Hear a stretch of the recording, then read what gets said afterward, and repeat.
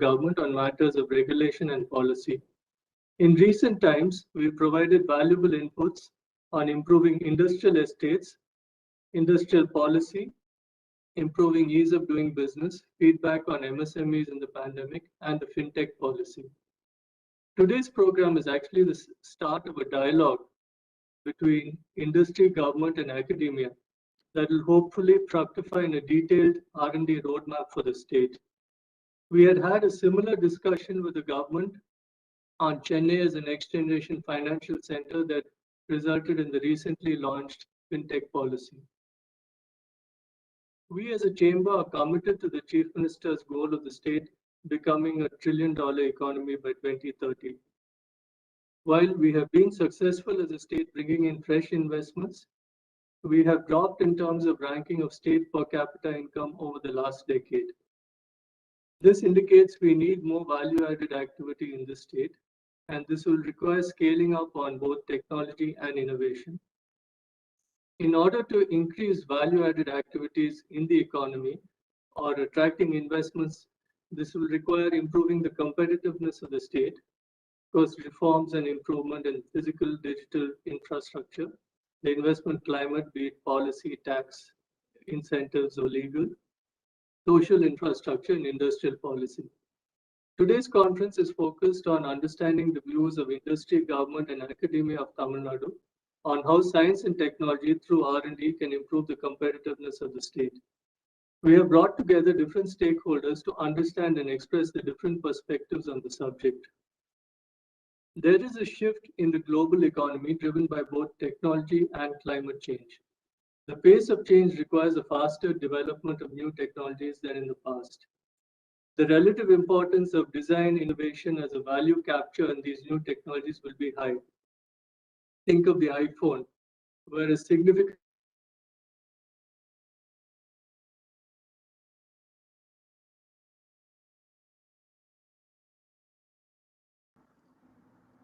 Mr. Srivaths, we have lost you. Hello?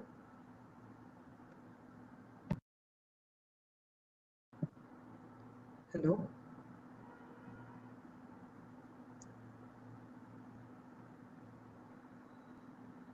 Hello?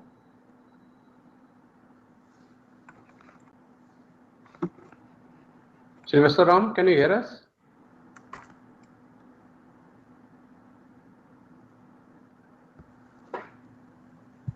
Saraswati, I think we have lost him. Yeah, I'm just trying to. Just ping him. If he comes back. Yeah, just give me a second. Give me a second, please.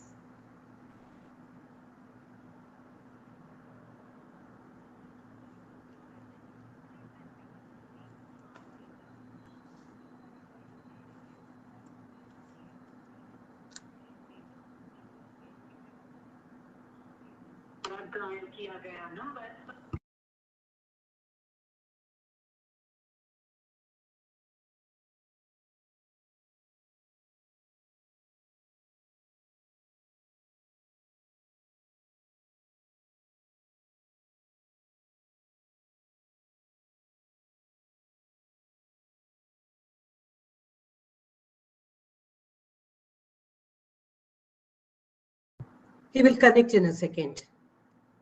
There's some connectivity issue. Sorry about it. Excellent.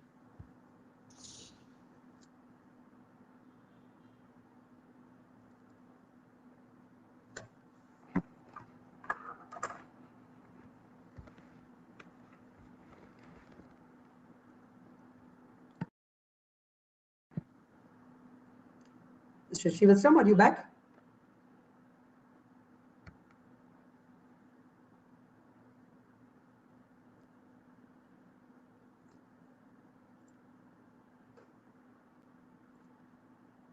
Mr. Kesavan, would you like to step in?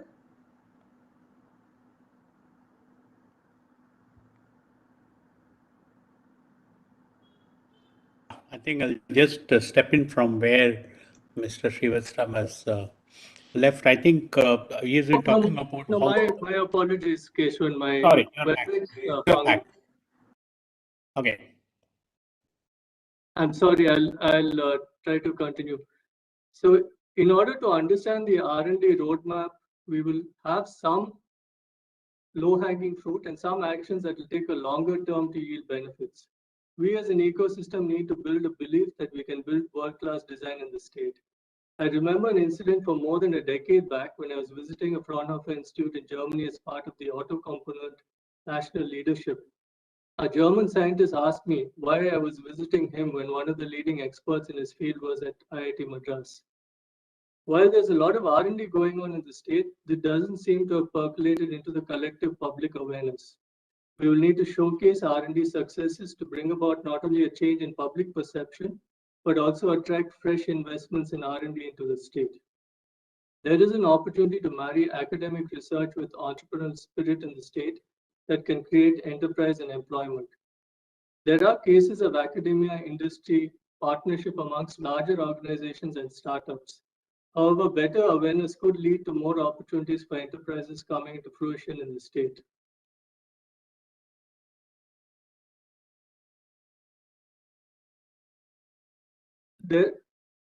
We need to focus on 4 to 5 industries where technology development could give the largest scope for growth in the coming decade. We will then need to align and build our capabilities towards these segments as industry, academia, and government. We hope that in this conference, we start the beginning of a dialogue between stakeholders, one that we'll continue to work together in on the future. Finally, I'd like to thank our chief guests for spending their valuable time with me. Mr. Krishnan, who first suggested this conference in one of our conversations, McKinsey and Company, all our speakers, and finally the staff and members of MCCI. The program today is broadly in 2 sessions. In the initial session, we have a presentation by Mr. Naveen Uni, who is a managing partner of McKinsey and Company, following which we have comments from the 2 honorable ministers, Dr. Paliwa, those by Mr. Krishnan. In the second session, we have a panel discussion, and following the panel discussion, we have concluding remarks by Dr. Raghuram Rajan and a vote of thanks. I now would hand it over to Naveen Uni to make his presentation on R&D, Tamilnadu as an R&D hub. Over to you, Naveen.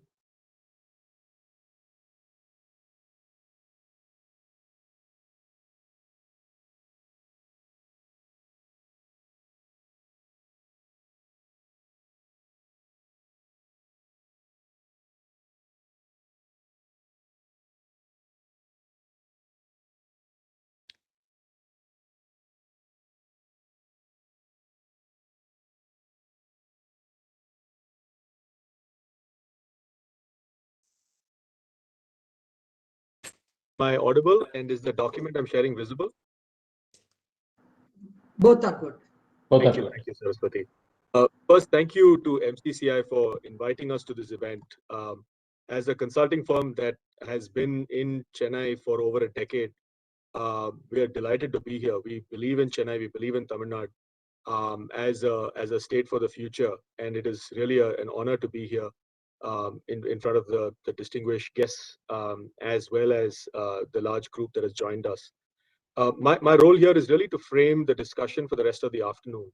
And I will do a couple of things here. One is just a brief description or a definition of R&D, because it can mean different things to different people. Share a few potentially surprising facts about Tamil Nadu as an R&D hub already. And then some insights from what other countries have done. Ideally, you can almost think of these as some best practices. And finally, some potential ideas for Tamil Nadu to take away from these best practices. I've got about 15 minutes, so I'm going to go through these fairly rapidly because I'm really, much like everyone else, eager to hear what our panelists and our chief guest has to say on this topic. So let me start with a definition. And I think as we go through the course of today, some of these may be helpful. The official definition of R&D is comprising creative and systematic work to increase the stock of knowledge and to devise new applications of available knowledge. And the 5 criteria, it has to be novel, so new findings, it has to be creative and original, uncertainty around the final outcome. So if it was known what the final outcome is, then it's not essentially considered R&D. It has to be systematic. The eureka moments may be great innovation, but is not considered systematic R&D. And finally, it has to be transferable. So it has to be reproduced, or it has to be reproducible in its form. The three forms of research in terms of activities, again, reasonably well understood, but I'm almost using this as a definition for the rest of today's session. There's obviously basic research, where this is more kind of fundamental research in any subject. Then it's applied research, where that fundamental research is kind of considered with some commercialization potential, and taken to a space where the testing is done and is understood to have real world applications. And finally, development, which goes into prototyping and real development. And the reason that all three are important is every step of this is important from an R&D perspective. And one of the thoughts I have and a question as we go through the rest of this evening session is, as you think about Tamilnadu, you think about your own institution or organization's activities, which of these three, or kind of which element of these is most applicable, least applicable, and how do you think about this? Now, I mentioned that some surprising facts about Tamil Nadu, at least I was surprised by a few of these. Tamil Nadu is already a leading hotspot for R&D in India. This is the 751 R&D institutions as of last count. The spend on R&D, as estimated, is almost the second highest in India. So this is not a state that isn't spending on research and development. 9.5% of India's total R&D expenses are based in this state. Number of patents, second highest in India. So we punch well above our weight, and we are already doing quite a lot. There are several prominent R&D institutions, some of which are represented both on the panel as well as on the audience group here. So there is a lot of almost a very strong starting point and a lot of foundational elements for Tamil Nadu to build on as you think about what does great R&D look like. But we're not content to rest on our laurels, and that's why we are here today. And as McKinsey, one of the things we want to bring is an outside perspective. When we typically look at R&D ecosystems, and this is a fairly complex page, but I'll take a minute to just describe the different elements here. In an R&D ecosystem, starting from the left, there's obviously some inputs that go in, and the inputs are two types of inputs. Typically, there's some sort of a government funding, as well as talent that goes in. You need both funding and talent. Then the actual ecosystem itself, there are some national and state priorities. If you think of a country or a state ecosystem, there is some sort of a governance that is put in place around this. There are policies and processes that need this to work. And most importantly, institutions and collaborations at the center of it. And institutions and collaborations between academia, SOEs, state-owned enterprises, startups and corporates, and the government and not-for-profits. And all of these work in a loop with the outputs and outcomes. So there's a constant loop between these units. The reason we use an ecosystem description like this is when we look at what's next. As McKinsey, we studied 10 to 12 countries globally that were known to have a strong research and development presence. And what we wanted to understand is it's very easy to describe a country in the end state and say, you know what, they have a great R&D ecosystem. But what we were trying to study was what drives that R&D ecosystem. So if Tamil Nadu is already spending as much on R&D, if it's already has 751 institutions, what else could the state learn from outside best practice globally to become even better, to become number one and number one by a distance? And so we use this approach. I'll bring this to life very quickly with some examples. So these were the 10 countries we studied when we wanted to look at R&D ecosystems. What you'll see here is there are two types of countries. There's countries which have long established R&D ecosystems. This is kind of post-World War II, where countries invested, Switzerland, Norway, US, UK, Sweden, and Japan. And you'll see in the brackets the specific ecosystems that they invested in. US, it was high-tech and pharma. Japan, it was electronics, automotive, and design. These are all fairly well-known examples. And we also looked at recently developed R&D ecosystems, South Korea, China, Singapore, and Ireland. Now, one could argue that they're all from different parts of the world. All of them have different forms and mechanisms of R&D. But what we were trying to extract was what are the best practices and how do they apply to TN. So we looked at these in two different groups. The first group we looked at was the long-established R&D ecosystems. So what I want to walk you through is a little bit of how this R&D ecosystem was built.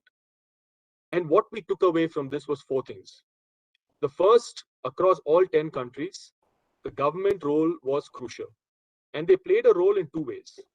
The first was defining the priorities. So you'll see that in each of these countries, they didn't try to develop R&D in isolation or R&D as a concept. They wanted to use R&D to establish a sustainable competitive advantage in one or two sectors that they wanted to dominate. So the priority setting and setting the stage was a primary role of government. And the secondary role of government was creating a favorable regulatory environment as well as channeling the funding that went into those sectors. And I'll talk about in specific examples on the countries and how governments did that. The second learning was you need talent. You'll see one of the primary inputs apart from government funding was talent. And so how do you attract foreign researchers and engineers, as well as, for if you consider a state perspective, other Indian researchers from other states, including our own, to make sure that the talent critical mass is created. The third was, how do you create champions, both national and multinational champions, as driving forces of early efforts? Because you need that starting point to make sure that you've got a kickstart. Because without that initial, the trigger, it's very hard to create more and more momentum around it. And the final one was the funding availability and supporting ecosystem allows expansion of R&D activities, local startups and SMEs. So the first three give the initial kick, but over a period of time, how do you use that to drive momentum and build on that? So those were the four key learnings we had. Now, the next two pages, I just want to talk through how this applies. So if you look at the long established markets like the US or Sweden or Norway, the way that it worked was in the 36 to 75, in the first 40 years of this, government-led R&D, there was limited sector focus. The sector level governance was there, Ministry of Defense driven directions, direct funding to government research institutions, the local talent was developed, and dedicated government research institutions were set up as the institutions, and finally sector by sector policies to aid R&D efforts. Then once the ecosystem had developed to a certain extent, then the government could ease off, and then it became ecosystem-led R&D. So the ecosystem itself kicked in and started creating its own momentum. And there were several things that the ecosystem did, including kind of deepening the talent pool. You'll see professional talent attraction, focusing on collaboration between local academia and private sector, deregulation, etc. And finally, going from there, it's now then gone to international collaboration. So it started with government kind of creating the seed, then the ecosystem takes off and builds on it, and then they go from national to international. So for example, talent retention of students and the whole brain drain that happened to the US as part of how they thought about creating the R&D ecosystem. Now, this was done over a fairly significant period, and one could argue that some of these countries were leveraging their existing advantage. But when we started looking at countries that did this more recently, which I think is also relevant to our state, we found that they followed a slightly different approach, because in some ways it was a more crowded space. So they had to create differentiation. So what did they do along the 6 dimensions I talked about as the R&D ecosystem? On national priorities, they had to focus a lot more. So they focused initially on one sector, and from one sector, they led to 3 or 4 export sectors, whether it's Singapore or China. They all started with, okay, manufacturing potentially in China was the starting point. Then from manufacturing to 2 to 3 sectors, and those 2 to 3 sectors then grew. So there is a piece around government focus and priorities. Initially, there was no governance. It wasn't the primary factor. It let 1,000 flowers bloom. But over time, centralized coordination of R&D agenda and making sure they were driving to a certain outcome. The government funding initially was direct funding, and over time, financial incentives. So still there is a fairly big government intervention and focus as countries are thinking about this. The talent initially was STEM education, but over time, professional talent attraction by building local talent pool. Singapore, for example, leveraging its local universities, NUS and NTU, in driving more talent into the country from other countries. Institutions and collaborations, just as I mentioned, initially it was large company attraction, but over time it became how do we build high quality academic institutions that were at the heart of R&D, but also targeted at efforts to attract R&D functions of MNCs, which is something which is very relevant for Tamil Nadu as we speak, and some of our speakers will talk to this point. And finally, policies and processes. Initially, it was the cost of doing business that they were asked to almost invest in R&D, especially, for example, countries like China. But over time, local content requirements from international companies, and then protection of the national champion. Now, you could argue whether this is the right answer for free economies, but this is, as we study how countries think about it, these were some of the dimensions along those 6 elements that they used. How do we put all this together for Tamil Nadu? So we outside in came up with a few potential suggestions for strengthening the Tamil Nadu R&D ecosystem. As I mentioned, we already have a great start and really strong foundation fundamentals. We will probably learn lessons not necessarily from other states, but from other countries that have made this a real priority. So a few ideas, and what we have marked in bold as are ideas that we would almost strongly suggest, right? So on state priorities, which sectors do we really want to back as a state, and how do we channel funding, create the right framework and regulatory environment for those? We already have several that the state is considered potential leader. Are these the ones that we will double down on? Is it material sciences, software product development, IoTS capability, life sciences, auto engineering? Just a few examples that we and the MCCI team brainstormed, but there could be several more. Second, governance, and how do we make sure that there is a rhythm and a stronger rhythm of governance to make sure that this drives, especially through the key government departments and the key institutions that are part of this collaboration. Third, how do we make sure that the funding, whether it is private or public funding, is channeled to the right sectors and the priority sectors? 4, how do we increase Chennai's viability as a preferred location for talent both inside and outside the state? And how do we make this an attractive place for young people to reside and work in? And 5, how do we build on the strength of our institutions and spur more research here? Whether it is in further commercialization of IIT research, something that the GDC under Raghuttama Rao is pioneering, whether it is in supporting further industries and deploying patient capital in R&D. One of the challenges we've often heard when we speak to industry leaders is how do we make sure we get more return on our investment in a shorter time frame? So it's partly in industry, which is how do we be more patient with capital, but also partly on the academic institutions on how do we have a more return-oriented R&D approach. And finally, how do we incentivize more global players to set up new R&D centers in TN? Should that be a real priority as we think about some of these key sectors? So with that, let me hand it back to Srivats, and happy to take any questions or participate in the discussion as the evening progresses. Thank you. Thank you, Naveen. Thanks for that very illuminating presentation. Honestly, when we were having the conversation till Naveen's presentation took place, we did not really understand how much R&D is happening in our state, because it doesn't really come out in the media. So thanks a lot, Naveen, and thanks for hinting at some next steps. It's a great privilege for me to introduce the next speaker, Dr. Padluvir Thyagarajan. Worked as an international investment banker for many years, including leadership roles at Lehman Brothers and Standard Chartered Bank, where he served as a senior managing director of financial markets. But prior to his banking career, his career spanned academia, industry, and research. So he's probably, now that he's serving as a Minister for Finance and Human Resource Management in the Tamil Nadu government, his career has actually spanned all the 3 stakeholder segments that we spoke about. We are truly honored for you to be here for this event, Dr. Rajan, and look forward to hearing from you. Over to you. Thank you very much.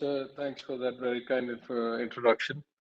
I apologize, I thought I was later in the sequence, so I'm a bit caught unawares. But let me give maybe a very simplistic perspective as I see it in my seat as my obligation to do the right thing. while I appreciate and understand, and it's enlightening for me, the presentation that was just done, I'd say there's some other variables here that we must think about. You know, if you look at countries in the last, I don't know, 20 years, well, let's start with the starting point. Around 1990, India and China had roughly the same kind of per capita GDP. India was slightly bit higher than China. And if you look at many of the countries, you know, the last 20, 30 years, we've not all grown kind of proportionally. Some have leapfrogged at different points for different reasons.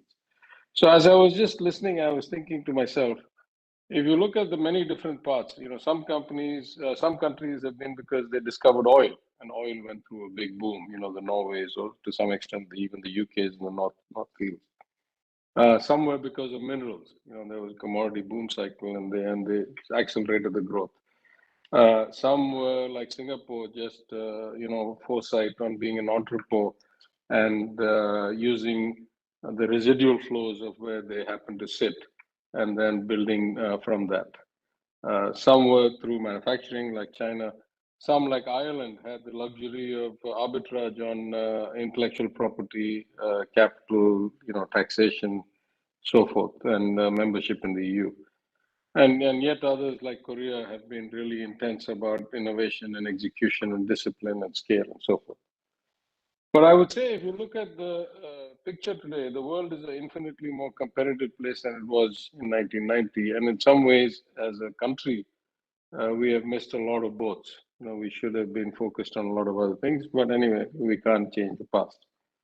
At a country level, I think there's a lot to be done. But at some other perspective, in a country of 1 billion, almost 1.5 billion people, the odds that you can make kind of universal policy and make it function effectively are close to zero. We see that every day. We talk about federalism, devolution of powers, etc.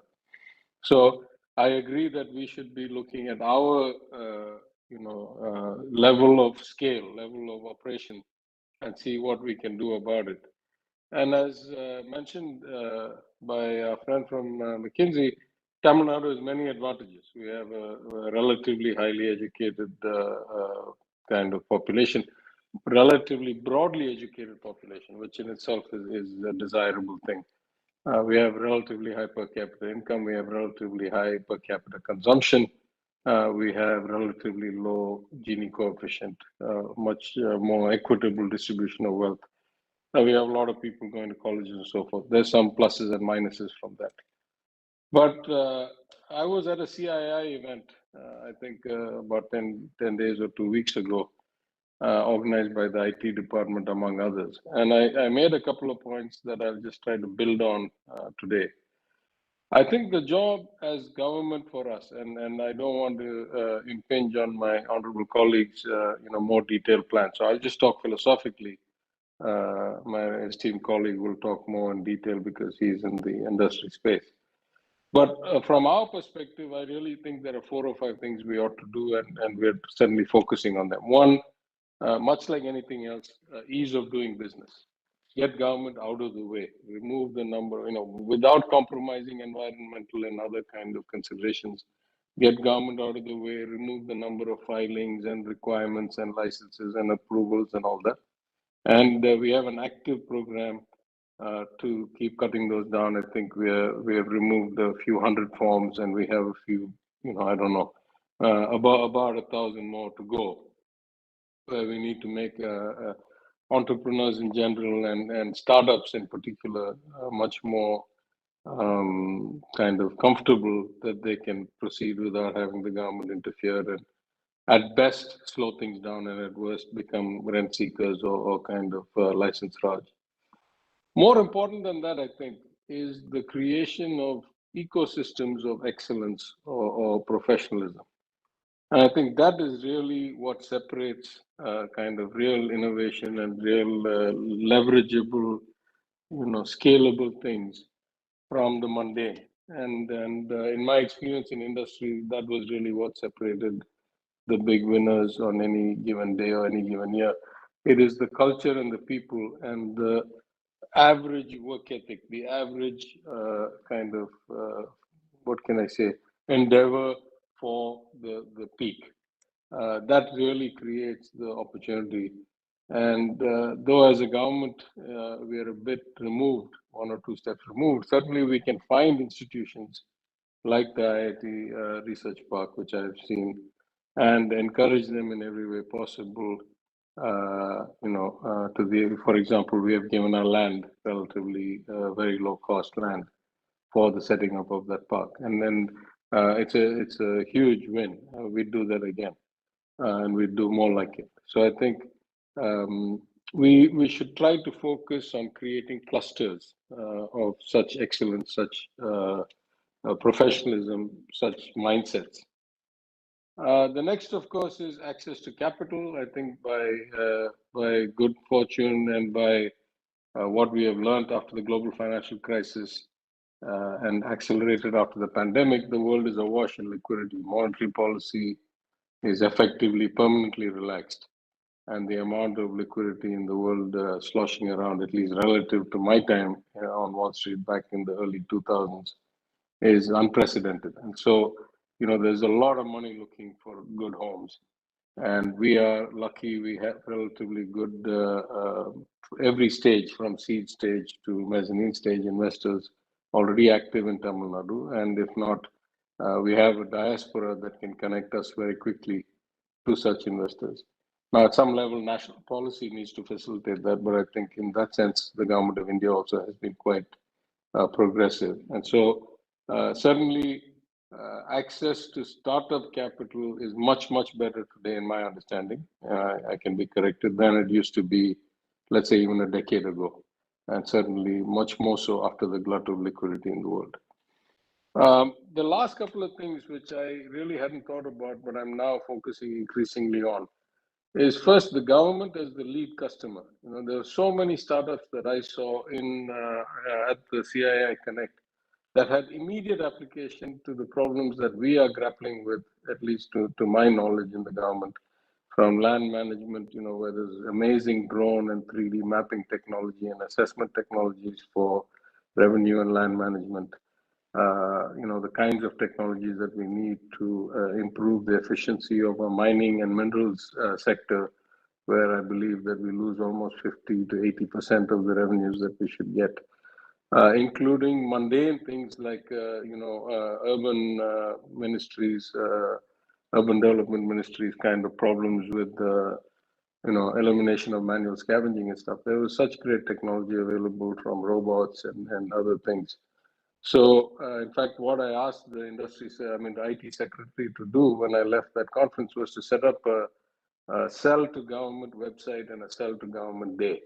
So at least as far as Tamilnadu is concerned, we want people to register that these are the innovations and products that we have, and then we want those to be processed by the different department secretaries and so forth.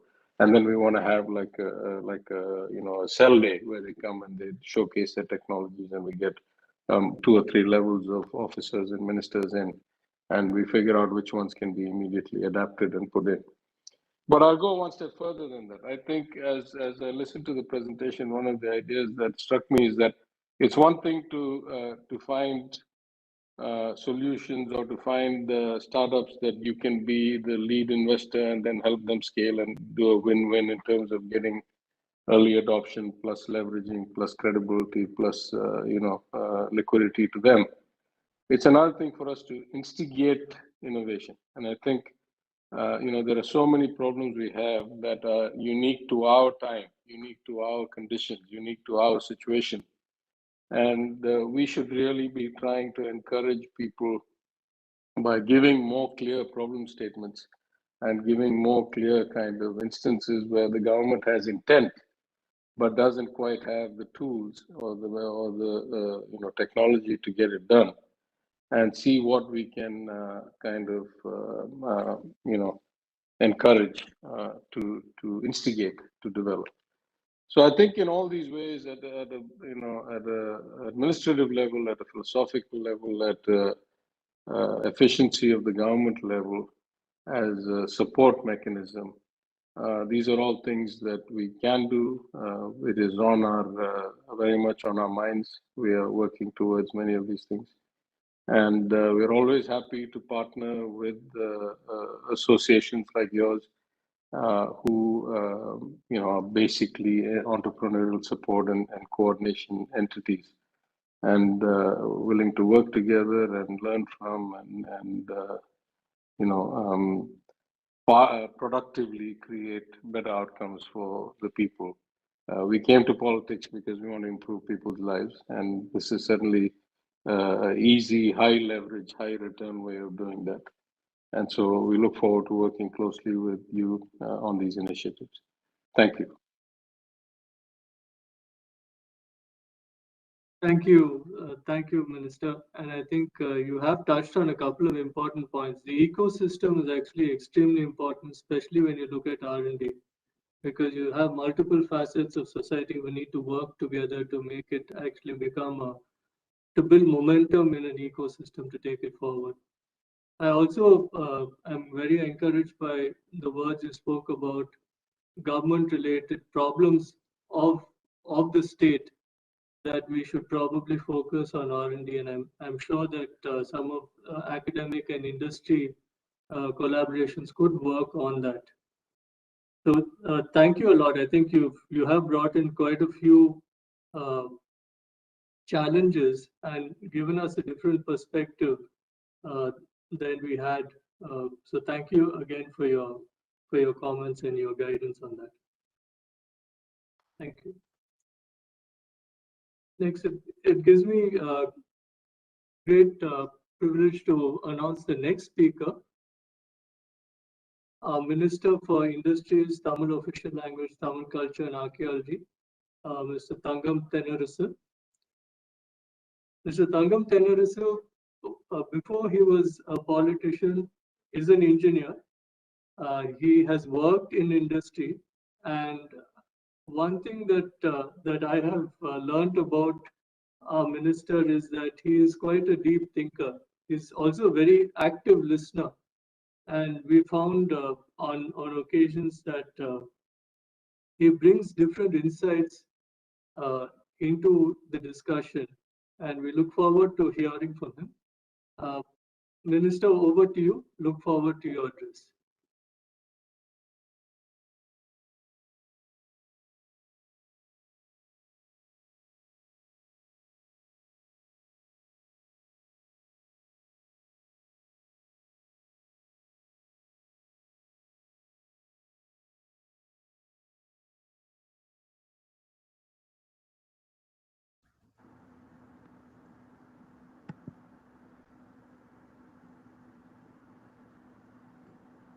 Mr. Krishnan? Mr. Krishnan, is the minister there?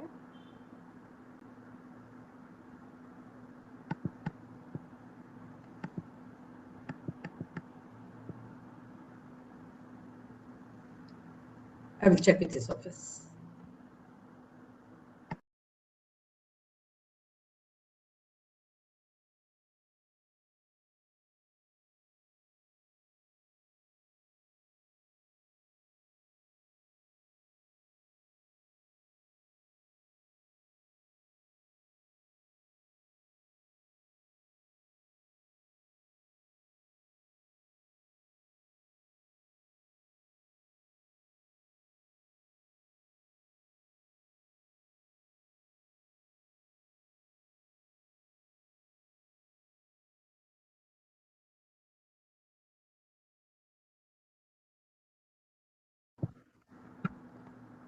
Yeah, I think they are connected now.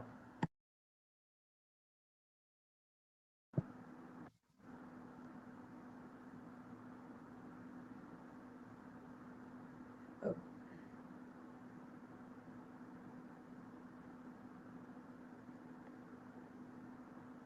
you hear us now? Yeah, yes, Mr. Krishnan, please. We can. So is the introduction done? Can the minister start speaking? Because we lost connectivity. Yes, please. We are looking forward. Well, thank you, everyone.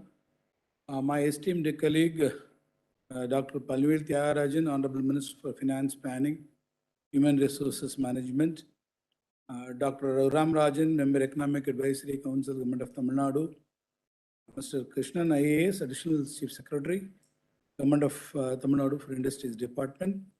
Mr. Srivatsram, President of Madras Chamber of Commerce and Industry, Mr. Kesavan, Vice President, Madras Chamber of Industry, members from the academic institutions, members from the chamber, press, ladies and gentlemen. Very good evening to everyone. I really had a privilege of addressing this Madras Chamber of Commerce at their 185th annual general meeting in the month of August 2021, and I'm very happy to be invited for another important occasion wherein a dialogue has begun between the government and various stakeholders to make Chennai an R&D hub, which is seen as an engine for growth of the state. I'm aware that MCCA has played a pivotal role in enabling trade and commerce, and also aware of the continuous engagement that the chamber has been having with the government for bringing in policies that would benefit the industries and accelerate the growth of state of Tamil Nadu. I'm happy that without resting on your past laurels, you continue to be agile and relevant to the current times. Your contribution to the recent fintech policy is phenomenal, and we are definite that you would continue to work with the government in setting up the fintech park, and more importantly, make the city and the state a leader in this field. The fact that you have now taken up another important enabler for the development of the state, namely R&D, is a timely and a welcome effort. Knowing MCCA, I'm confident that like your earlier policy level initiatives, you would walk along with us in this too. Innovation and R&D are accepted to be the drivers for sustainable growth and development world over. All of us are aware that Tamil Nadu has much strength both in terms of academia and industrialism. We have proven entrepreneurial culture exhibited just in Chennai, but across the state in many cities like Coimbatore, Trichy, Erode, Dharmaburi, Madurai, Tirunelveli, Salem, etc. We have a very diverse sector base like auto components, textiles, apparels, chemical engineering, electronics, renewable energy, etc. And also in sectors like finance, IT, media, entertainment, healthcare, tourism, and many others. We have proven competencies in engineering designs, product development also.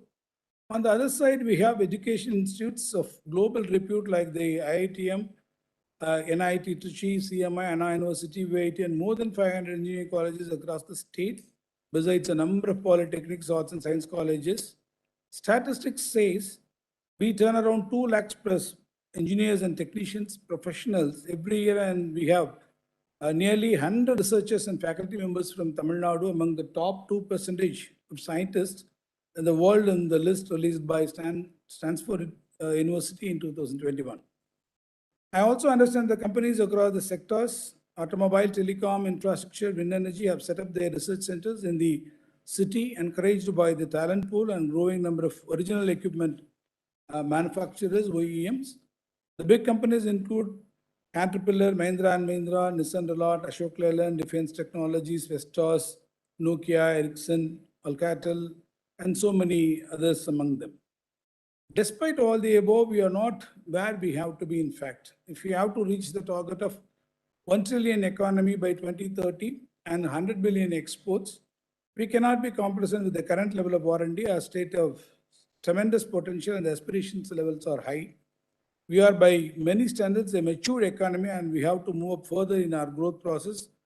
We need to create high value employment, export worthy and environmentally sustainable products, productivity improvement, higher per capita income, and such others. This can happen only if we move up the value chain, and for this, enhancing our R&D capabilities is critical. R&D will not only help our existing players move to the next level, but will also throw open newer and unique business ideas and opportunities for our next generation entrepreneurs. We have many success stories to look around from the world, and my earnest wish is that our state should leverage fully our strength and emerge as an R&D hub. I'm sure this would open up another era of growth for the state. And we have just now heard Dr. Thyagarajan, Mr. Srivatsram and Naveen of McKinsey, and I can't agree more than with their views. I am personally very happy that such a discussion is happening at the right time, and I congratulate MCCA for taking the lead in this with so many eminent speakers and so many thought leaders.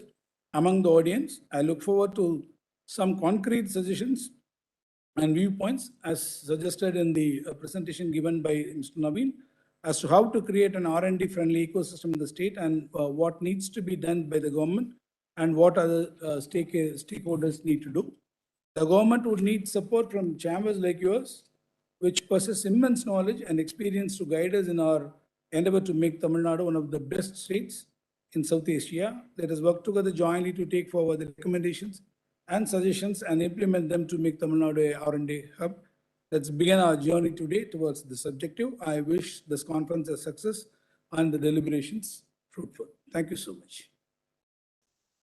Thank you, sir. Thank you for your words of encouragement. And as always, we seek your guidance as we move forward in this new endeavor. I'd like to very briefly introduce the next speaker, Mr. Krishnan. Is the IAS 1989 batch. He is the Additional Chief Secretary and the Industry Secretary. He has more than 32 years of service in various positions in the government of Tamil Nadu. Mr. Krishnan, over to you. Thank you very much, Mr. Ram, and thank you very much to MCCI for actually hosting this event at the request of the Industries Department.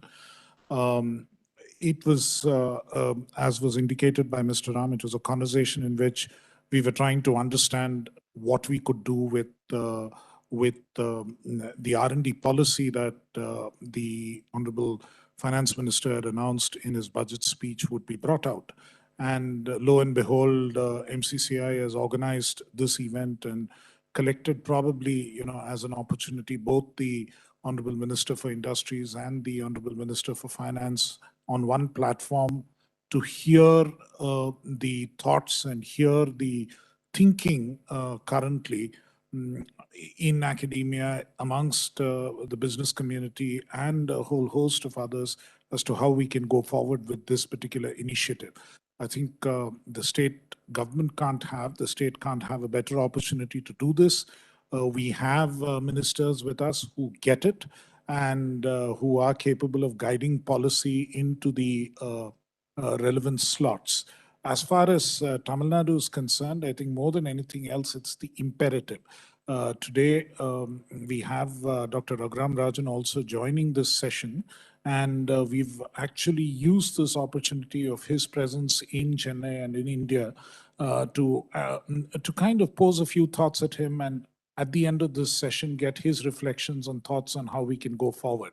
I recently heard him in a couple of other occasions where I think an important point that he made, and reiterating a point that's earlier been made by other development economists like Danny Roderick and others, which is that the structural transition of economies, which used to be typically from agriculture to industry, manufacturing to services, probably China would be the last country that took that route, and probably in India we are looking at a slightly different route and moving on into the service economy even before realizing the full benefits of manufacturing. And for the Tamil Nadu context, there's a particular urgency and there's a particular need to do this rapidly. And we've, in a sense, for various historic reasons, for socio-cultural reasons, a lot of emphasis has been paid on higher education in the state. Today, we have the highest gross enrollment ratio in excess of 50% in Tamil Nadu, which is twice the national average. Quality is one issue, but the fact remains that we have a large number of qualified graduates from colleges and of various kinds, engineering colleges, professional colleges, arts and science colleges, who are there in the job market looking for jobs. Many of them do find jobs outside the state, outside the country, but there are many who need to be offered jobs within the state. And at the lower end, on shop floor jobs, we probably have a shortage of labor.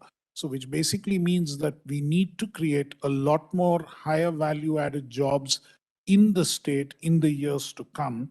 And one of the most potent areas where this can happen is the area of R&D.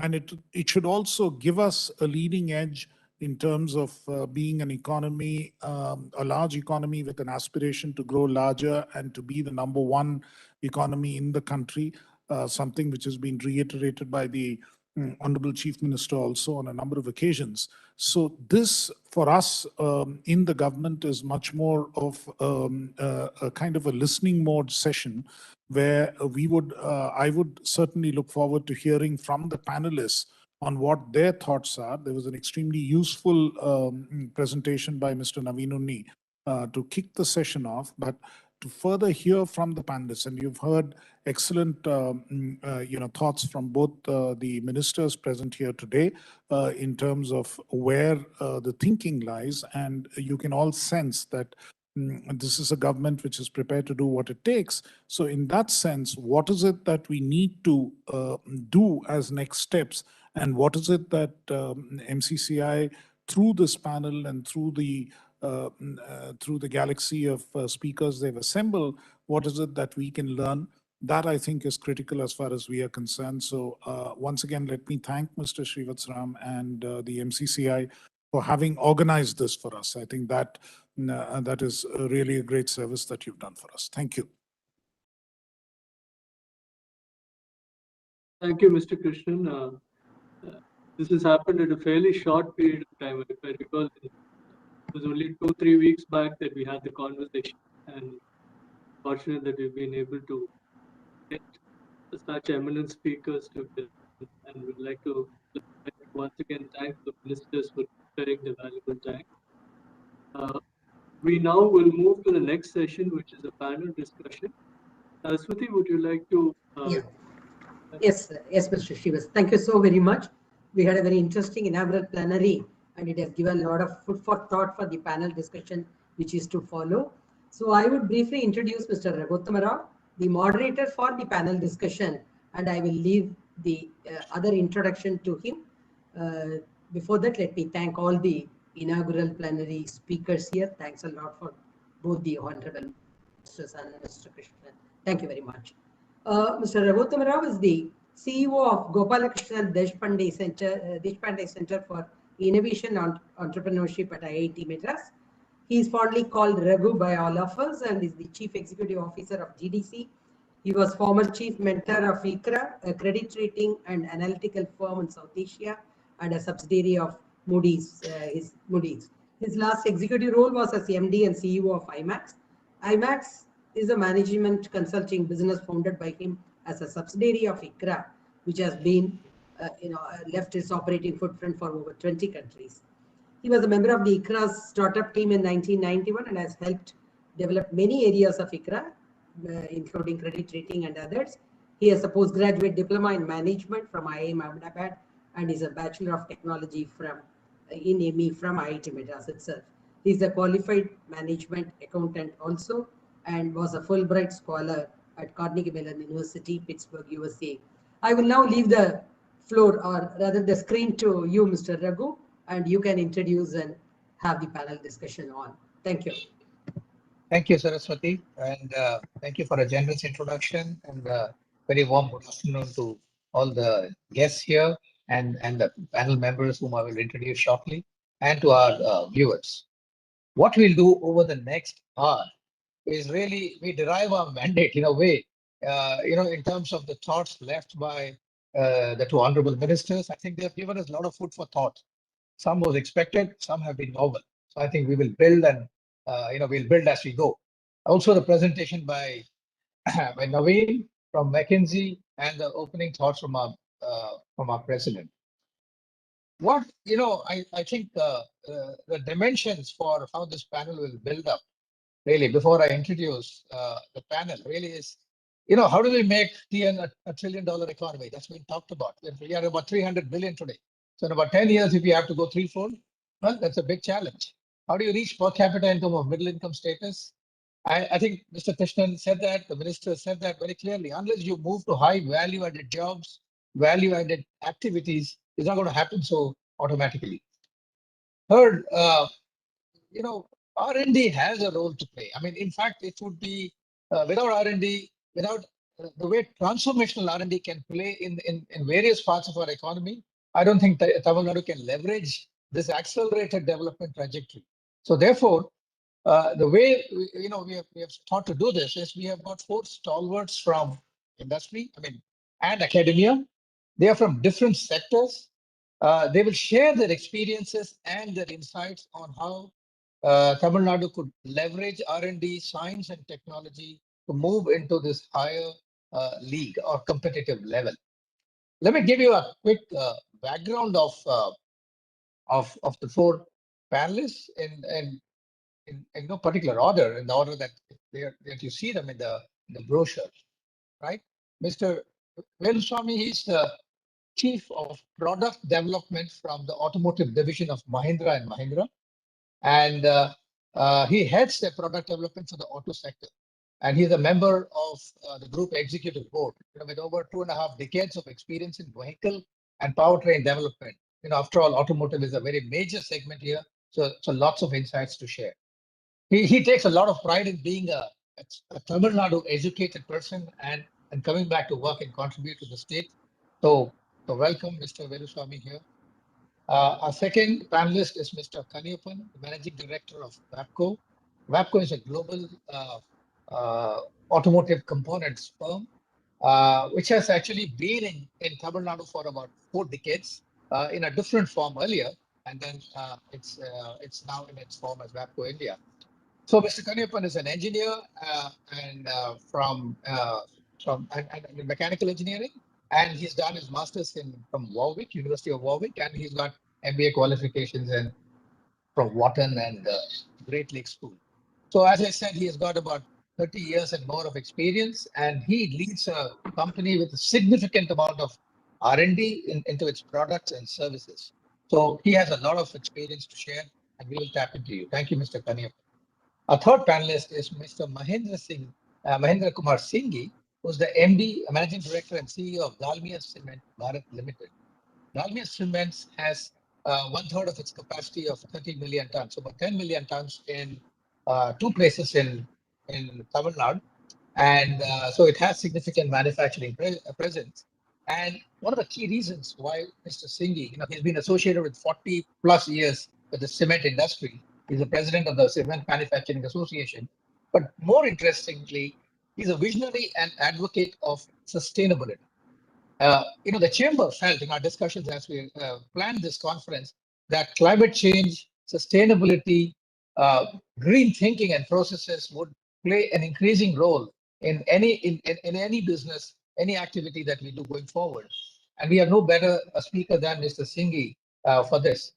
In fact, he's been designated as the carbon pricing champion by the World Bank for COP26, a COP26 business leader by the UN COP26 presidency, and he's recognized as a climate defender by BBC World. So he's a frequent speaker at various national and international events on climate change. And the kind of progress that Dalmia Cement has made under his leadership on being a green company is tremendous. I think a lot of insights and learnings is something that we would expect from Mr. Singhi in this panel discussion. And last but not the least, we have Professor Satyanarayana Chakravarti, Satya, also a colleague of mine from IIT, who is a professor of the Department of Aerospace Engineering. He's also an IIT alum, and he's done his Master of Science in Aerospace and his Doctor of Philosophy from Georgia Institute of Technology at Atlanta. He's a prolific researcher, more than nearly 80 to 100 peer-reviewed journal articles and 200 conferences that he's been at. But very importantly, in an area that I work with him very closely and is really prolific here, is that he does a lot of transformational research in the area of propulsion and combustion, real high-tech areas, and you'll hear him. I'm sure you'll get astounded by what you hear from Professor Satya today. He heads the National Center for Combustion Research and Development at IIT Madras. It's a Department of Science, Government of India funded project on related to combustion research, as its name says. He's also heading a few projects from DRDO on basically the Center of Propulsion Technology. And very interestingly, his research has spawned about, at least I know about half a dozen path-breaking disruptive startups. I don't want to steal the thunder from him, but let me share a couple of insights. These are these are startups. Some of them have started to become prominent. Some are at the drawing board stage and at the prototype development stage. I've had an occasion to work closely with their teams on at least a couple of them. And as you will describe him, say, you will see how this will transform not just IIT or the research world, not just Tamil Nadu, but even India. That's the level of impact that we would expect from a lot of research that professors like Satya Chakravarti at IIT, and he actually symbolizes that charge that's coming out of educational institutions. All right, but he's also done one more thing. He's actually pioneered the first of its kind world in a semester-long course in aircraft propulsion, electric aircraft propulsion. As you know, aircrafts are going to be the last bastion, where fossil fuels will probably still be running or be used for another 2 decades and more. And so electric or non-fossil fuel based is going to be very hard to do. But this kind of technology is something that he is actually taught. And actually, you'll hear him say much more than this. So with this introduction, I'll just kind of point out 2 or 3 things that we take away from what our speakers in the first session have left. Tamil Nadu is a high-cost state. The demographic dividend and the cost economics plays against us. If we are to compete not just with other states, but even with other developing nations, we've got to move to higher value-added industries. What could these be? McKinsey's presentation was really startling to me, at least. I didn't know that we are so leaders in such extent in R&D.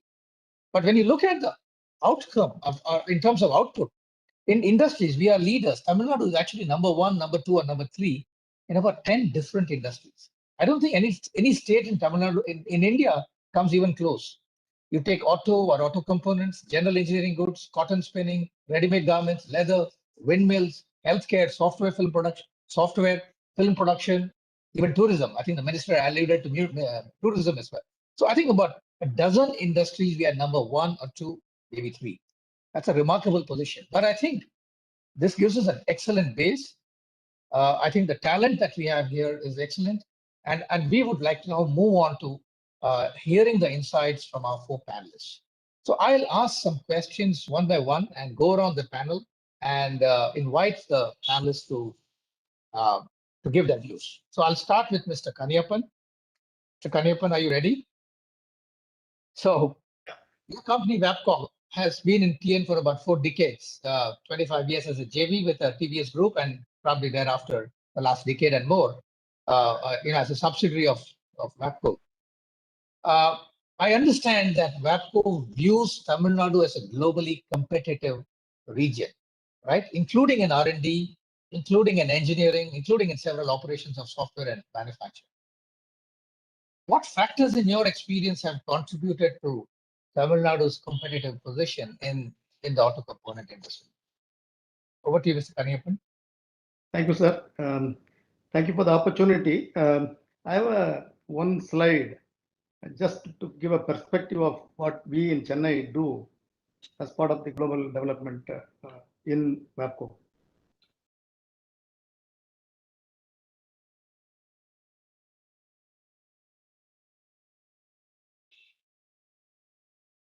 Is my slide visible?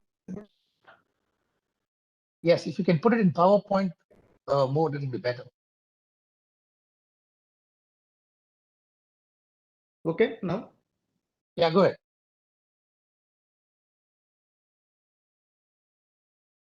Yeah, this actually gives a perspective of the kind of work that we in Chennai do at the global Wabco development process. Actually, this is not my slide. It is a corporate slide of Wabco. Wabco right now is a part of the ZF group. ZF itself is one of the top 3 global automotive companies in the tier 1 sector with close to 40 billion euro sales. So what it says is, this is the DNA of our innovation leadership globally, and India, particularly Chennai, plays a very, very important role in this ecosystem. So you can see, still, of course, Europe does a lot of advanced development, largely because those advanced developments and technologies are needed there and driven by very many regulations. Generally, India follows a global, particularly in the automotive industry, it follows a global regulations. So still the leading position is at Europe. So they do a lot of work at the level of vehicle expertise, system development, etc. But then, if you see the contribution that India does, or Chennai team does, is in the area of mechanical engineering, design of mechanical products. We still develop products in India for global markets, similar global markets, plus in India, releasing globally. These products are released globally. It's no longer, separate locations, but released at global level, but developed here. Sometimes developed at Europe, released by Indian engineers. So we actually play a very important role in the whole thing. You can see the main contribution India makes is in the area of frugal innovation, capability or ability to develop these products. The most optimal solutions, still keeping all the best of standards at the cost level that nowhere else it is possible. Also, we play a leading role in the software expertise. Even the most advanced software in vehicle dynamics control or in this area is developed here. 85% of the software is developed here. So India contributes many things into the overall ecosystem. Of course, it's a giant development. And this has happened because you talked about we evolved from the TVS group because we started the early development process or a new product development process at Sundaram Clayton. Because Sundaram Clayton, even in the 90s, started the product development process. We launched our own developed products. But now today, the India team has highly moved up in the value chain to a level that we are actually in a position to contribute to the most advanced development globally. So with this perspective, you asked a question: what Tamilnadu, provides, what factors contribute from Chennai or Tamilnadu perspective into the whole thing. So what has happened in the auto industry is we in India have developed the idea of frugal design. Designing product at the best cost. The most optimal, this is the most optimal solution, but still meeting all the best of standards, which not only is the case with WAPCO or us, it's generally in the automotive industry. That's a capability that we all have developed. That is mainly because of the way we have been evolving through the culture of TPM, TQM, TPM, etc. That's number one. That's something that we bring it to the table. That's a big differentiation of Chennai. The second important thing is, as I said, a highly capable software development capability, highly very strong capability. Even the most important advanced vehicle motion control related topics, and a strong talent pool, very hungry to take challenging tasks. The advantage we have is the people don't settle for whatever you ask them to do. They don't want to be a bench for the global teams. They would like to take up the most advanced task. They would like to challenge and keep raising on the value chain. Of course, another very important differentiation I would like to highlight here is an engaged and collaborative work culture rooted on the TQM framework, which was pioneered by the TVS Group. Sundaram Clayton itself was the pioneer of TQM. This actually behavior and the cultural mindset itself is a very, very positive and differentiating feature. Of course, merely R&D capability alone is not adequate. You need an ecosystem. So a low cost and high quality manufacturing excellence in the auto component sector, again built over in the last 20-30 years in the industry itself, driven by the TQM, TPM, lean, digital transformation, etc., is another big advantage. Further, again a very high quality a low-cost supply chain itself is another strength. So I can keep adding many more things, but fundamentally there are many differentiating features that support development of globally, advanced products for which India, particularly Chennai or Tamilnadu, can contribute to the world. Thank you. Thank you, Mr. Kariappan. Mr. Veluswamy, I just next move to you. Mahindra and Mahindra has chosen Chennai to be its global R&D center.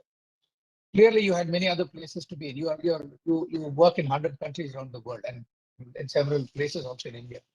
So, but you have chosen Tamil Nadu. You have 3,000 plus engineers, 5,000 people here. What factors went into your decision to locate the center in Chennai? If you could illustrate this answer with one or two examples that might, that plays on Tamil Nadu's strengths that you saw, that would probably give some insights. Velu? Yes. Good afternoon or good evening, my colleagues. Very interesting panel discussion that on R&D, and I am a hardcore R&D guy for last 25 years. So let me come to the point. Somewhere 2005, when we launched, 2002, we launched the Scorpio that became the savior of our SUV business at that point in time. And we know the one factor that critically determines the long-term survivability of a business is the innovation.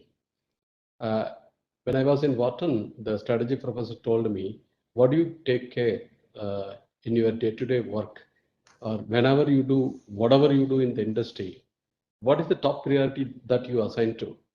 Health of the people and health of the business. That's the answer I gave.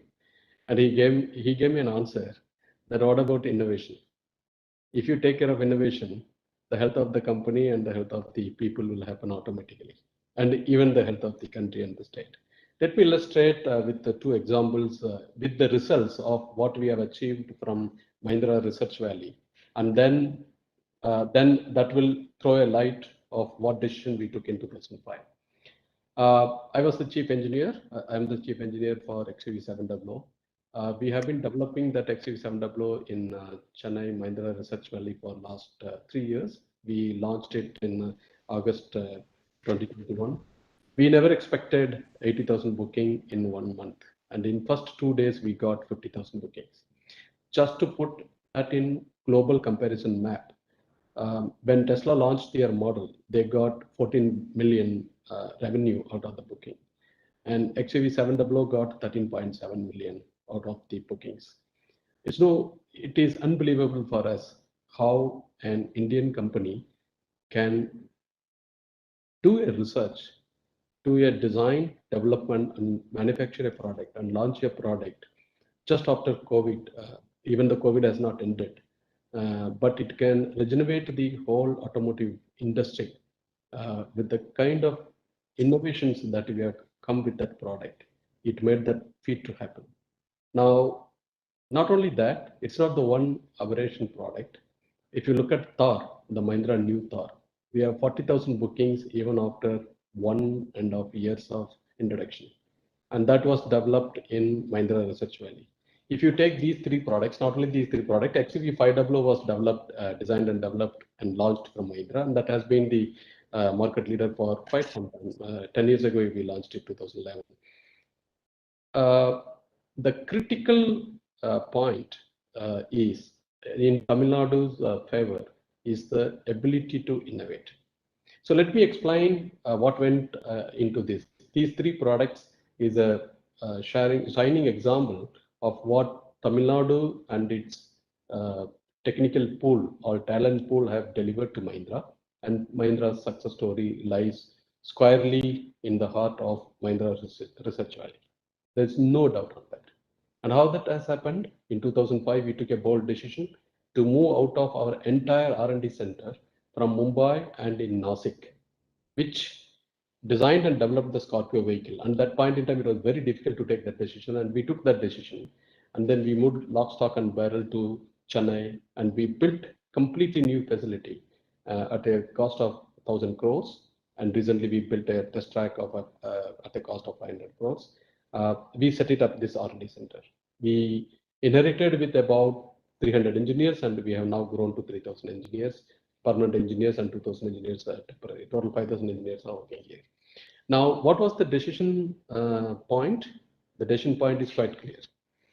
Tamil Nadu has got a culture that defies the gravity, the general rule, which means you can just imagine if you talk to the engineers that are coming from these states, one thing you will notice, their hunger, their passion for innovation, doing new things. What is innovation basically is incremental, bare minimum incremental improvement in the goods and services and the product that you offer. But you can also do path breaking and radical improvements that you can do, what you saw in XUV700 and New Thor. For long-term sustenance, what you need is radical innovation to happen. To illustrate a point, it is iPhones and Android software from Google. These are two things that broke the complete network of Nokia. Now, if that kind of innovations have to happen, you need a determined mindset and determined qualification and the talent pool. And if you take a 2.65 lakh engineering students or minimum 200,000 engineering students that are coming out from various different disciplines of engineering subjects in Tamil Nadu alone, the 35 colleges, they are in the top 200 colleges of India, starting with IIT Madras and then Anna University and then several colleges, not to miss out any names. That's 17.5%. The success rate of you getting best talent is very, very high if you take the talent pool. Second, the ecosystem around the talent pool to nurture and flourish the innovation is too high.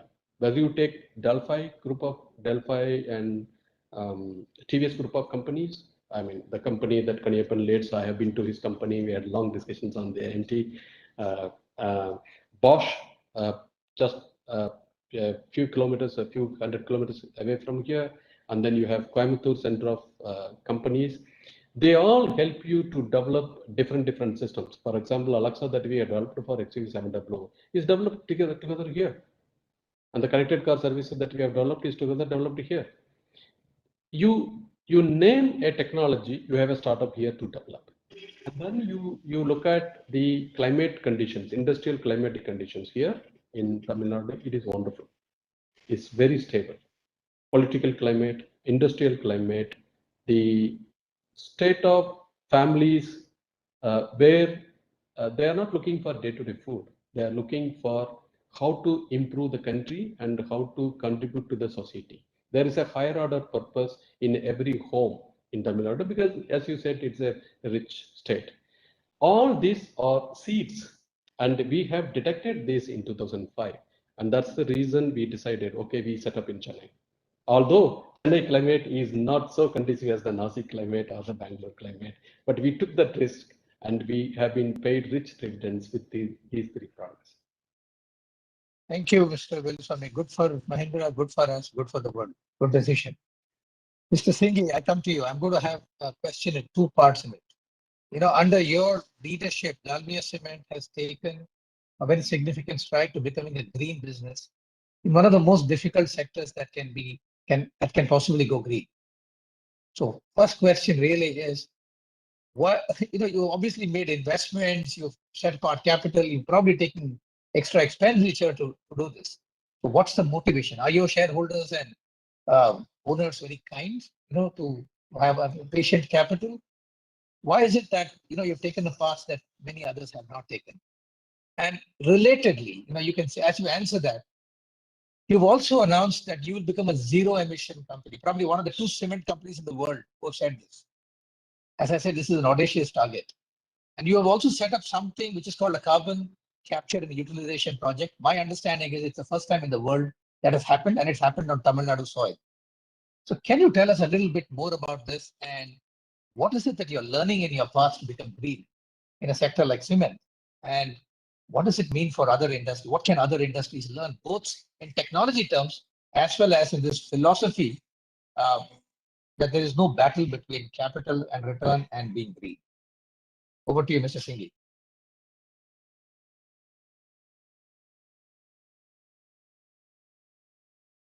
Mr. Singhi?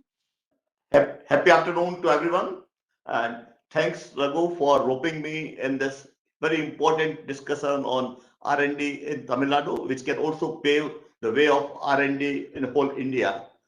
I'm so delighted to hear the views of our honorable ministers as well our president of MCCI. First, I would like to congratulate the Tamil Nadu government, who has been the first company, first state, not only in India, maybe the whole world, who could create a TN green climate company.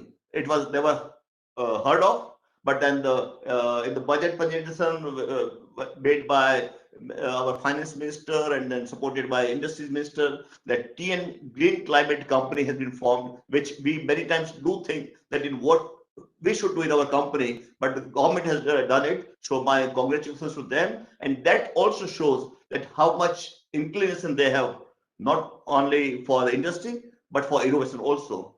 I think you have given great introduction for my company and for myself, for my heartiest thanks. First, I would say the moment you are able to make strategy for inclusive growth, you can think differently for your business.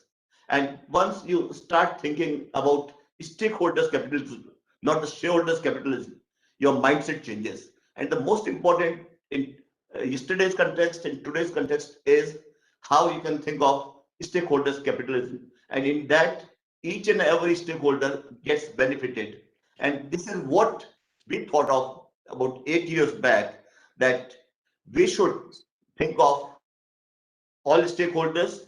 We should evoke pride in all stakeholders by doing a little bit differently than what is being done, and more particularly in hard to abate sector, cement. So what we did is that we identified certain levers that on the basis of which we should work and try to understand whether it makes sustainable or economic sense, environmental sense also, and the economic sense also. And for that, we created a philosophy of clean and green is profitable and sustainable.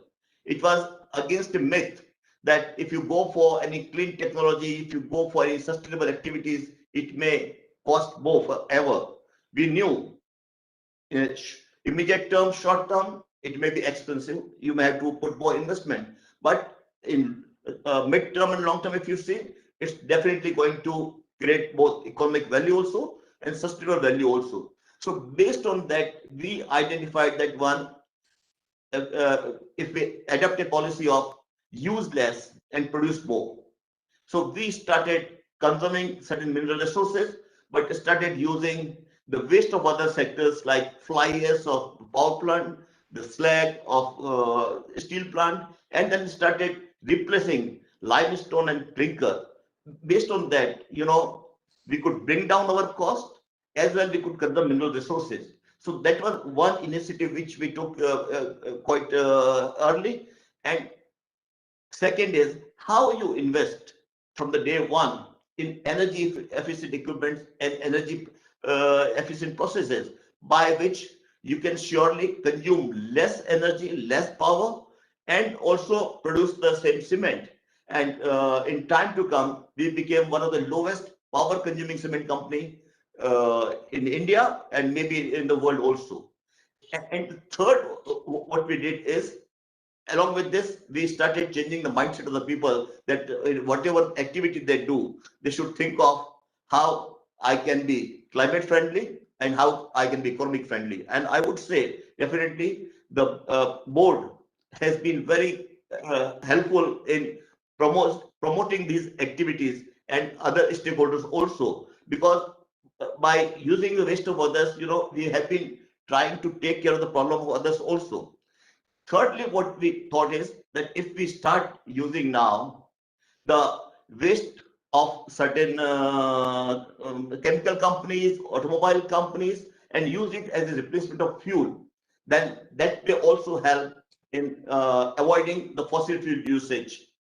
And Another activity which we did was that let us promote the activities of capturing the waste hot gases of cement plant and convert that into power. So we started now generating power from the waste hot gases. So these all activities have resulted in bringing down our CO2 emission to a lesser level. And I may say that in 2018, we became one of the lowest CO2 emitting company in global cement sector. And based on our various other activities, including water conservation, CDP, which is a organization which measures environmental data of world's largest companies, they identified Dalmia Cement as the #1 in working on low carbon economy in global cement sector. So these motivated us to think something new, think innovatively, and we being 82 years young company in Tamil Nadu, in 2018, we decided that we should be carbon negative, not net zero, carbon negative cement company by 2040 when people are talking about hard to abate cement sector. And then we identified one of the very important lever, that was how to capture carbon dioxide and then use it for other sectors. So that gave us idea that 40-45% of the CO2, which otherwise cannot be avoided, which cannot be removed, can be done only by that philosophy. And since we started working on it, and it was just a new concept, new technology. So Asian Development Bank, they have done feasibility study on carbon capture utilization, and in this August only, they have come out with a report, which is a public report, that it is a economically and technologically feasible project. And this study was done on our Aryarur plant of Tamil Nadu, because we knew that this is the one state where we can create demonstration project not only on our own, but with the support of the Tamil Nadu government, with the support of Green Climate Fund, with the support of World Bank, and now we will be moving in that direction. So what I'm trying to say, that the change in mindset as well, proving to ourselves that you can bring down your carbon footprint, and at the same time you can be one of the most profitable cement company in India. So that has got the support of each and every stakeholder, and I'm happy that even the target which we had raised in 2018 for 2021, we brought down our energy emissions to 492 kg per ton of cement, which is broadly, I would say, 40% less than the global average. And if you permit me, I can show you one slide which shows that what is our roadmap for bringing down the carbon footprints globally. Cindy, very briefly, if you can, very briefly, please. Yes. I'll say briefly. And secondly, like you said, the project. So project is now still to be started, but at the same time, I would say this is the economically and technically viable project which will be now starting. And here I would like to show that in 2018, how we identified that where we were, where we would be, and it's all 5 years by 5 years.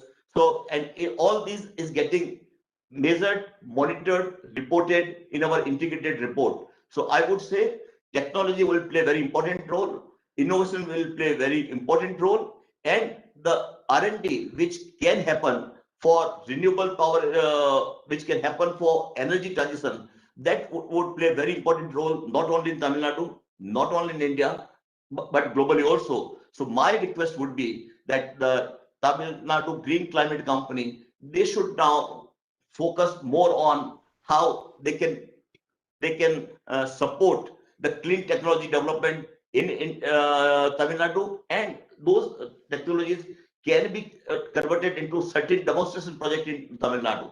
So this is just I wanted to share with you. Thank you. Thank you, Mr. Singhi. Would you mind stop sharing, please? So as I move on to our next speaker, Professor Satya Narayana, my colleague. So Satya, you're a professor of aerospace industry and you work on a range of technologies in the high-tech sector. I know you have a strong belief and conviction that Tamil Nadu has a bright future in the air and space industry. Not very clear and obvious to most people. So can you share your vision for Tamil Nadu and what are the underpinnings of this confidence in the context of rockets? Over to you, Professor. Sure. Thank you very much, Raghu. So let's actually look at what aerospace is all about. It's primarily rockets and planes could be conventional planes as well as helicopters. Plus, you could also think about satellites. These are about 3 or 4 different, let's say, products of aerospace, if you will, that we are familiar with.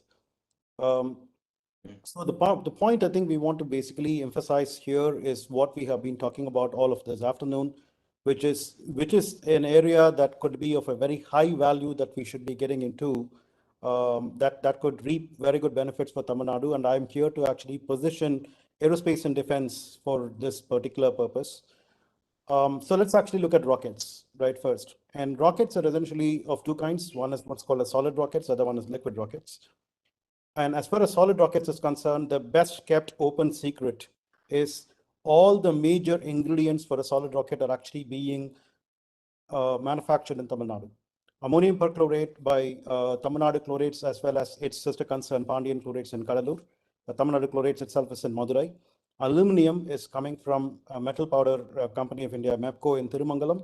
And HTPB, hydroxyl terminated polybutadiene, is being made by Anabond in Chennai.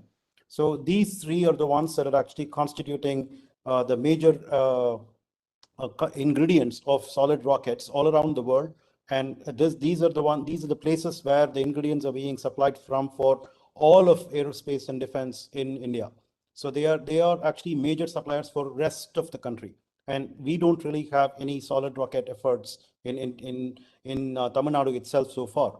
On the other hand, we have Sivakashi, which has been making fireworks for the whole of the country.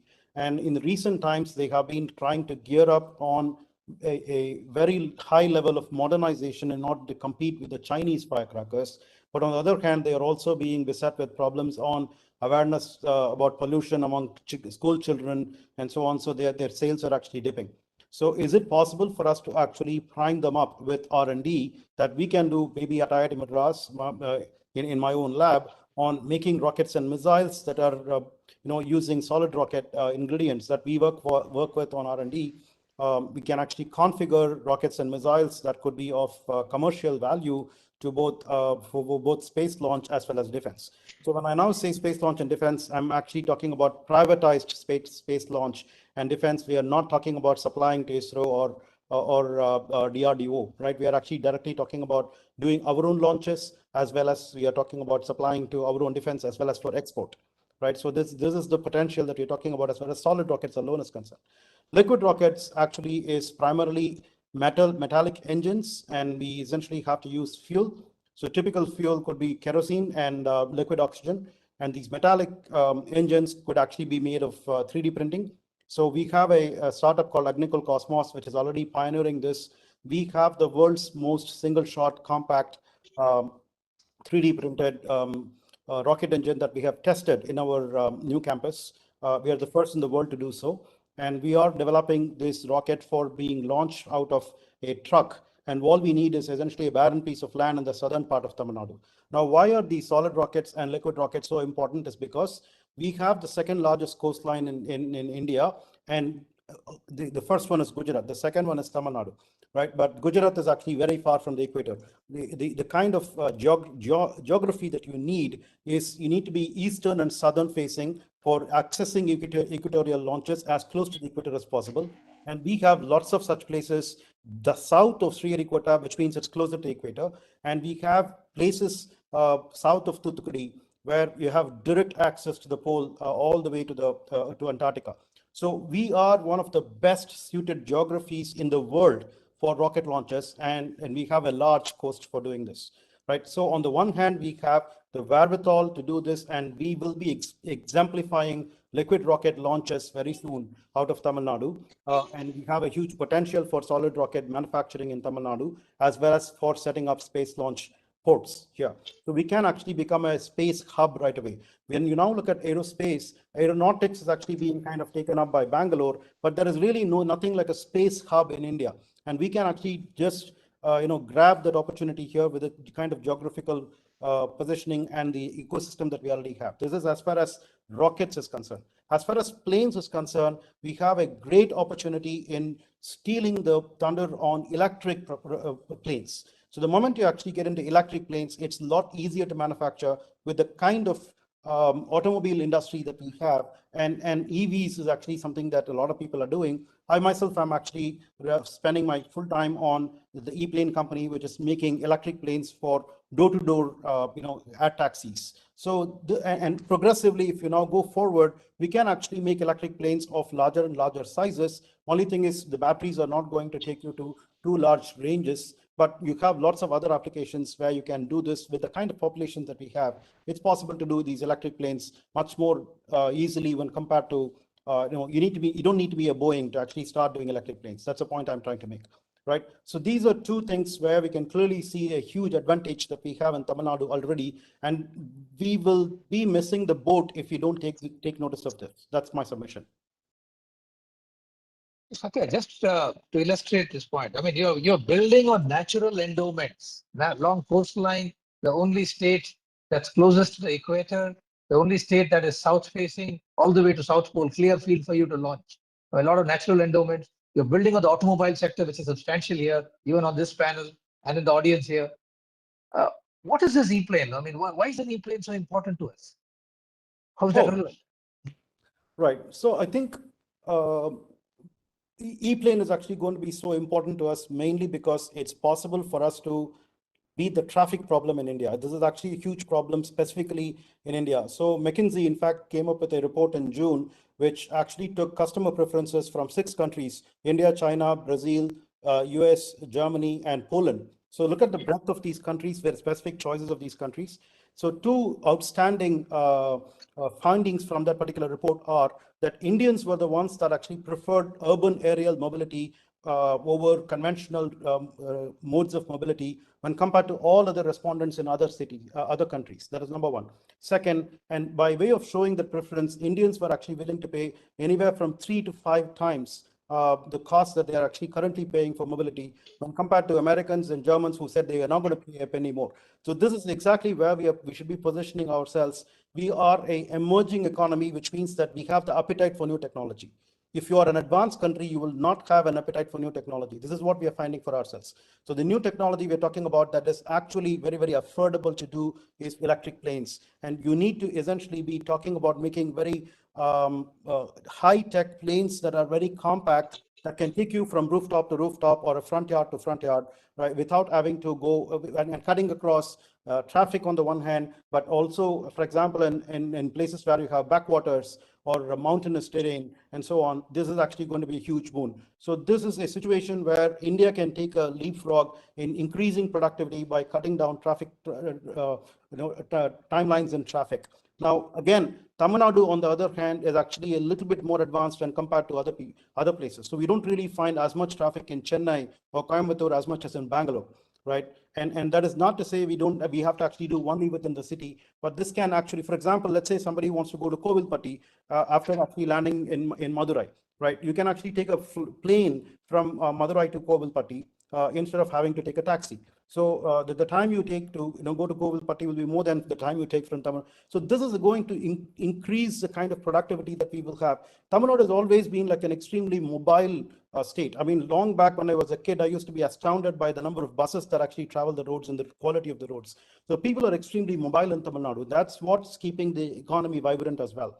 Right. And of course, I don't want to, over answer your question, but I just want to tease you with the fact that we're also developing Hyperloop, and Tamil Nadu should actually grab that with open arms, is what I would say. So that means essentially we should get people going faster and faster from one place to the other in the most green manner.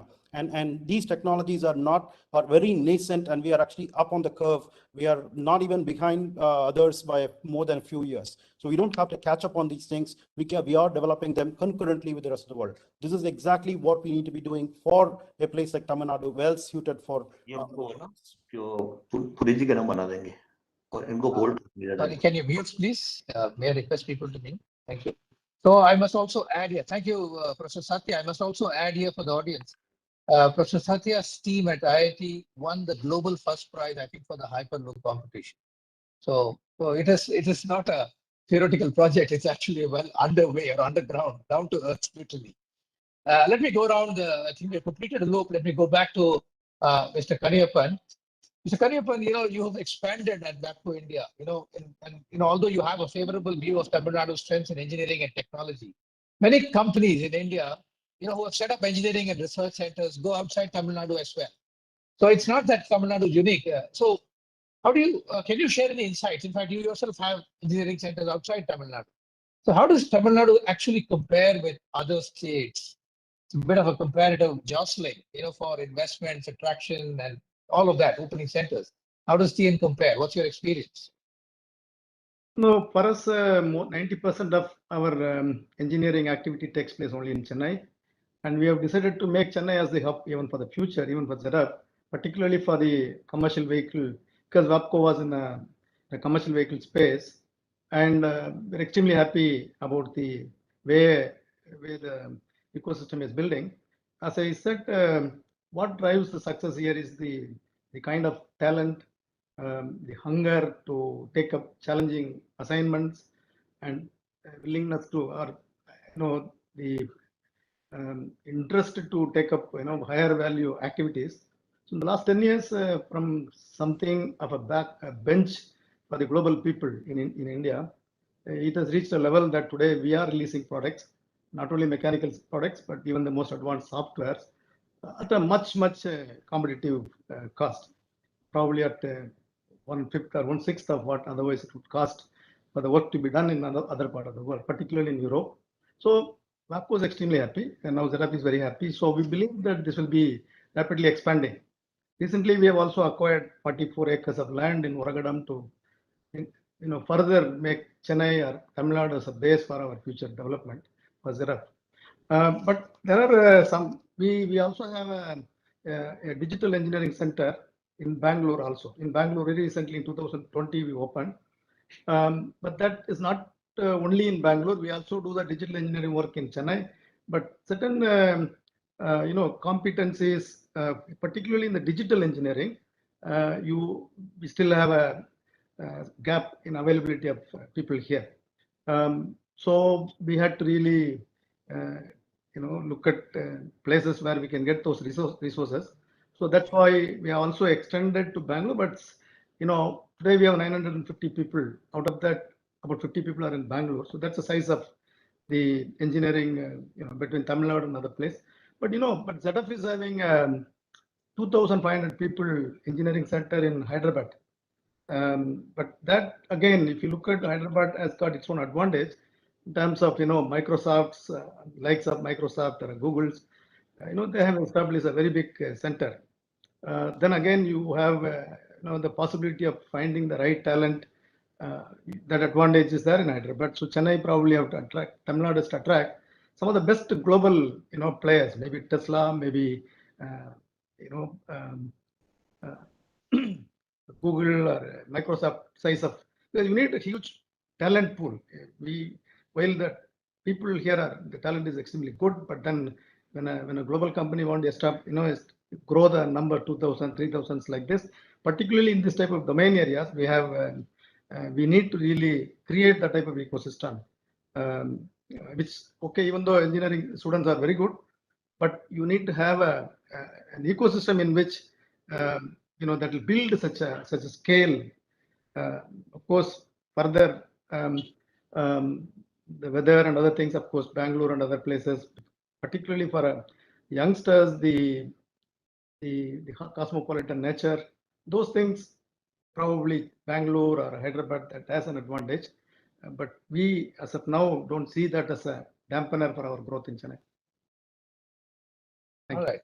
So I hear that there is competition for Tamil Nadu in automotive also, when you look at digital and other capabilities. Fair point.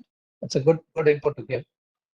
So Veluswamy, you're an automobile manufacturer in Mahindra. And not just one kind of automobile, you make many kinds of automobiles. And you also design them, because this is your global center. Now, as the industry migrates from IC engines, 100-year-old, century-year-old, to EVs, and there are other technologies like autonomous and connected way, all kinds of things. What are you seeing here in terms of R&D? Are you seeing Tamilnadu retaining its edge? Can you explain what is going through your minds, and your company, to the extent that you can share? Is this a place to continue with the same level of intensity? Can it attract more people? What insights can you share about this shifting base in the automobile sector? Yeah. Before I answer that, I just want to recognize that what Professor Satya is doing is a disruption to the automotive industry. And as we pass through this session, I realized that there are two disruptions are coming. One is the loop that he's talking about, and another is the e-aeroplanes. So that's direct competition to Satya, Professor Satya is doing. And I welcome that he does something as well. Can you hear that? Yeah, we want to work with you, not compete with you. Super. So let me pick up this question, it's a completely different industry, EV industry. So there are two phases in which the transition is going to take place. One is the pure ICE era, the internal combustion engines powered vehicles, design and development and productionization, and the people skills and manufacturing and maintenance about it. Second is uncertain zone where a transition strategy each automotive company has to have, where maybe 30% of EV and 70% of ICE, or 50-50. You have to have a set of R&D people who are working in EV, at the same time they are working in ICE. So you are manufacturing it, you are productionizing it, you are selling it and maintaining it. And there is a zone where you would have pure EV vehicles. EV is given. Now it is the biggest transition from the S-curve transition from ICE powered transportation sector to EV powered transportation sector. It is particularly in India, it is augmented or pushed forward by the fuel prices. Obviously, if you are 75, if you are 100, it makes, just for your calculation, if you drive 15,000 kilometers a year, if you have a diesel vehicle, you save 100,000 rupees. And 100,000 rupees is a lot. And if you take a 48% GST for an ICE powered vehicle and 5% GST for an EV vehicle, and then 10,000 rupees per kilowatt hour, and then you have PLI schemes, it is heavily subsidized to take the EV route, and no one can now stop the EV becoming a reality.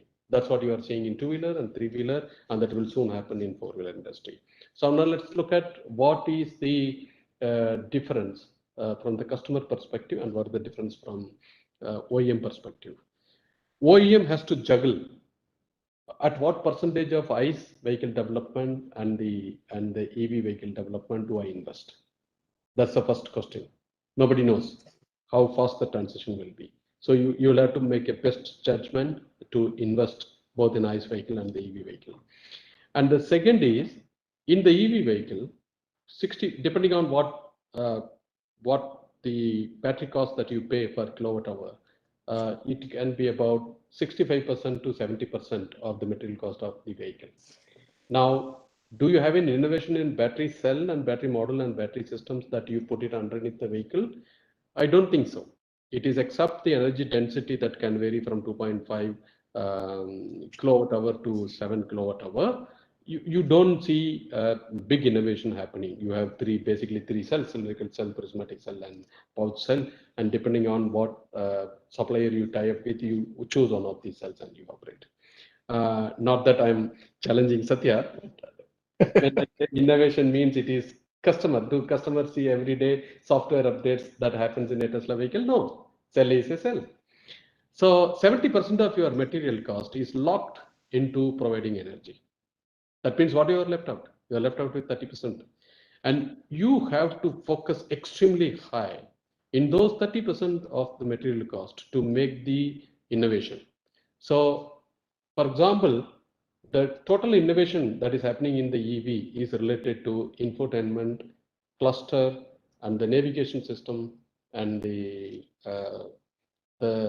over-the-air software updates that gives different archetypes every day.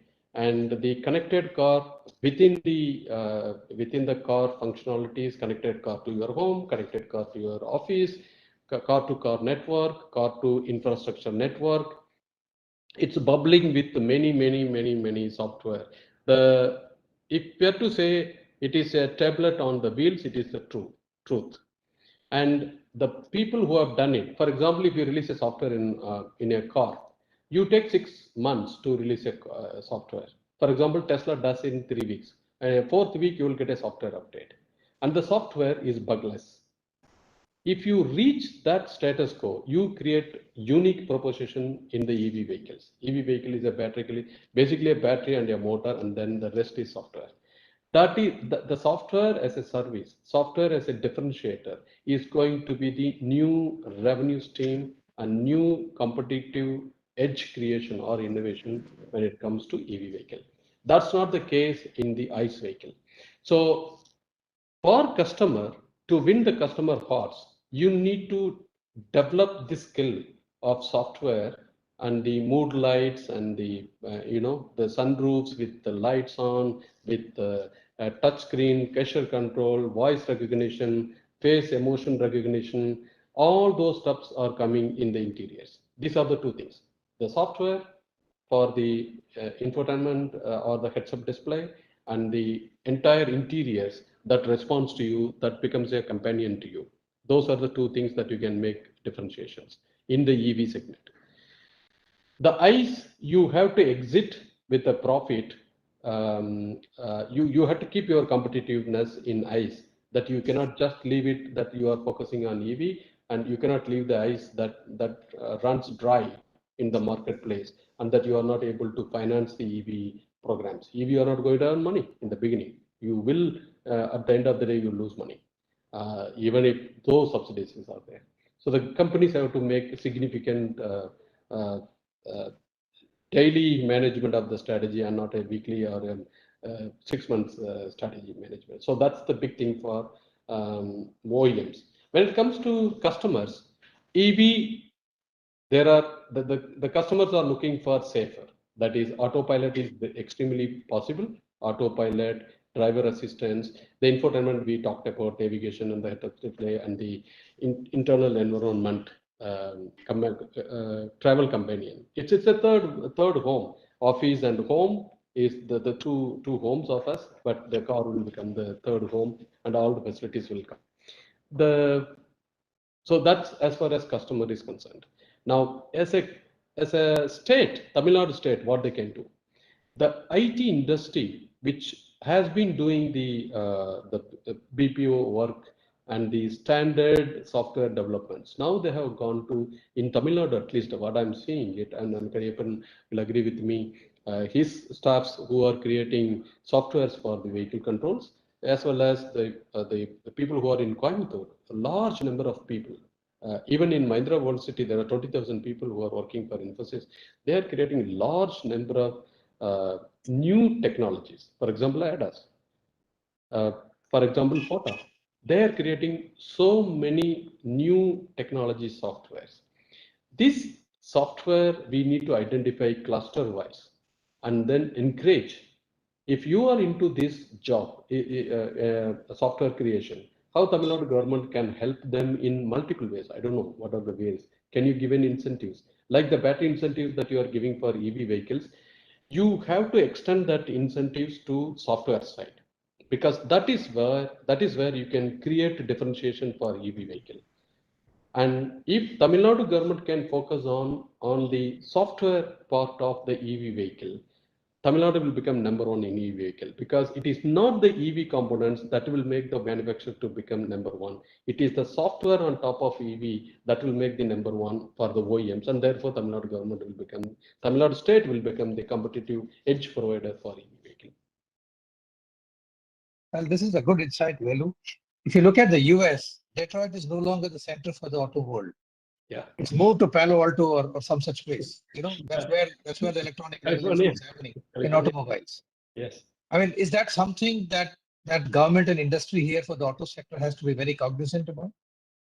So, and you're saying that software is the predominant and digital technologies is the predominant investment that we need to make? Absolutely. My aunt son he is living in California, and the Adrenox is because he advised me how to get into the Adrenox in XUV700. That was because he worked in Steve Jobs' team of 150 people, and he was part of the core team, and he was a software engineer from Tamilnadu, and he went. The two things that I want to leave, I know we are running out of time. What he told me is the speed at which the California caught up with the EV vehicle and on the top of its software. He uses one of the famous EV vehicle. I don't want to name the manufacturer. He showed me on a WhatsApp video call how the door caps and quality and how the door does not close and all stuff. But he says every 3 weeks I get a damn software updated and it looks so different and so fresh. It's like me changing the codes and dresses every day, every week in this car, and he is waiting for every 3 weeks, and that's what keeps him excited about the car. And that's the key. That's the key why people buy that car compared to any other car. All right. The message is the auto sector has to reboot. All right, sir. Good. Mr. Singhi, you know, I go back to this green theme and achievements that you have. What is the learning that industry in Tamil Nadu, and I'm talking of carbon pollution here, I mean, particulate matter, of course, and chemicals and all of that, but primarily on the carbon side, that's a hard battle to win. You're in the hardest to abate sectors, one of the hardest at least. Now, there's a school of thought we thought at MCCI here that, you know, if we become green and climate friendly, maybe more investments in the future would come in. So what should industry have as capabilities in mindset in terms of whatever technology and R&D, and what should the government policies be towards making Tamil Nadu more green? I mean, electrification of vehicles is one that's happening. What else on the chemicals processes side that you know of? Great. So first, I would say whatever cement industries which are operating in Tamil Nadu from emission point of view, particle emission point of view, they are having the best of the standard, and that way that's not a matter of worry. Now the challenge. Mr. Singh, sorry to interrupt. Not just cement. I'm looking at all of industry. Yes, What can industry do? So you know, now we'll have to think of that how the clean technology can be supported by the government, and in this, the first and foremost would be the energy transition. And in energy transition also, one, we have heard a lot great stories about the electric vehicle, but at the same time, now how renewable energy can play a role in the industries, say like steel industry, automobile industry, cement industry, how there can be right policies for renewable energy to be used in the industry, and how there can be a captive policy, a captive industry policy. That is one. Second, how Tamil Nadu can have some technology bank or the technology hub by which one can source technology. So like the center which you are managing. So whether there can be a consortium of institutions in which can have one main center in IIT Madras, and then the technology can be used by the various entrepreneurs to implement the various industries. Third, I would say innovation fund would be required. Now, if we look at various states of the US, if we look at the various European countries, the way innovation happened is because the support being given by the various governments. So if those innovation fund can be created by Tamil Nadu government, and certain demonstration project can be motivated, then that may help the Tamil Nadu government. And fourthly, I would say there should be right recognition by the Tamil Nadu government of the industries who are working on various R&D. Say like we have so much big players of automobile industry who are doing great innovation. So how they can be facilitated and how they can be showcased. Say like in our case also now we know that Tamil Nadu would be having very higher GDP growth, and accordingly we are putting up 3 cement plants in Tamil Nadu with an investment of 2,000 crores. So Tamil Nadu has to now support various technological improvements. And lastly, I would say that Tamil Nadu government has also come out with the wetland mission, in which they would be supporting the conversion of wasteland into fertile land. So how some innovation can take place by which you can produce, you can grow sustainable plants, sustainable plantation, which can be used as a replacement of fossil fuel. So there are now a lot of innovations which can happen on clean technologies. So the way the company has been created by the state government, they should now rope in the experts from the industry as a part of that company, so as to guide the government also, guide the society also. And maybe one more point which I'd like to highlight is that now there is a great need of green procurement, green product procurement. So Tamil Nadu government should come out with one green product procurement in which the government gives preference to low carbon products of whether it's a EV, whether it's a steel, whether it's a cement or any product. And similarly, this green product technology should also be promoted in a big way. So this is what I would suggest for Tamil Nadu government, and we will be very happy to be part of that. Thank you. Thank you, Mr. Singhi. I think some of the thoughts that you mentioned resonated with what I think the Honorable Finance Minister said. His fourth and fifth suggestions were towards seeing how government could kind of go on the procurement. He even used the word instigate. That's something that's worth thinking. I noted that. So, Professor Satya, for you a question. I have heard you say this, but I've never understood, and maybe this might be something we could expand at this forum. You have propounded this theory of defrastructure, vis-a-vis infrastructure. As I presume defrastructure is against infrastructure. So what is this concept of defrastructure, and why is it relevant for, for R&D and for Tamil Nadu to become more, let's say, more value-adding in terms of, in economy and activities? Can you just expand on this?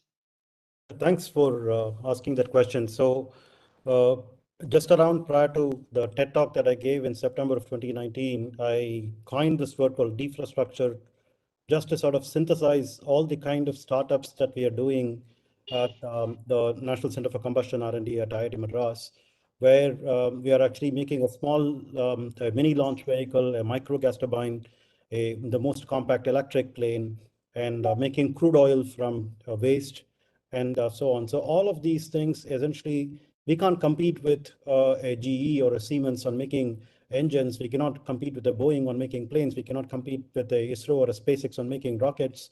So when we now make all these small products of fairly high value with 3D printing, metal 3D printing, and so on, the question is there must be a business case for them. Otherwise, we will not be able to get investor funding.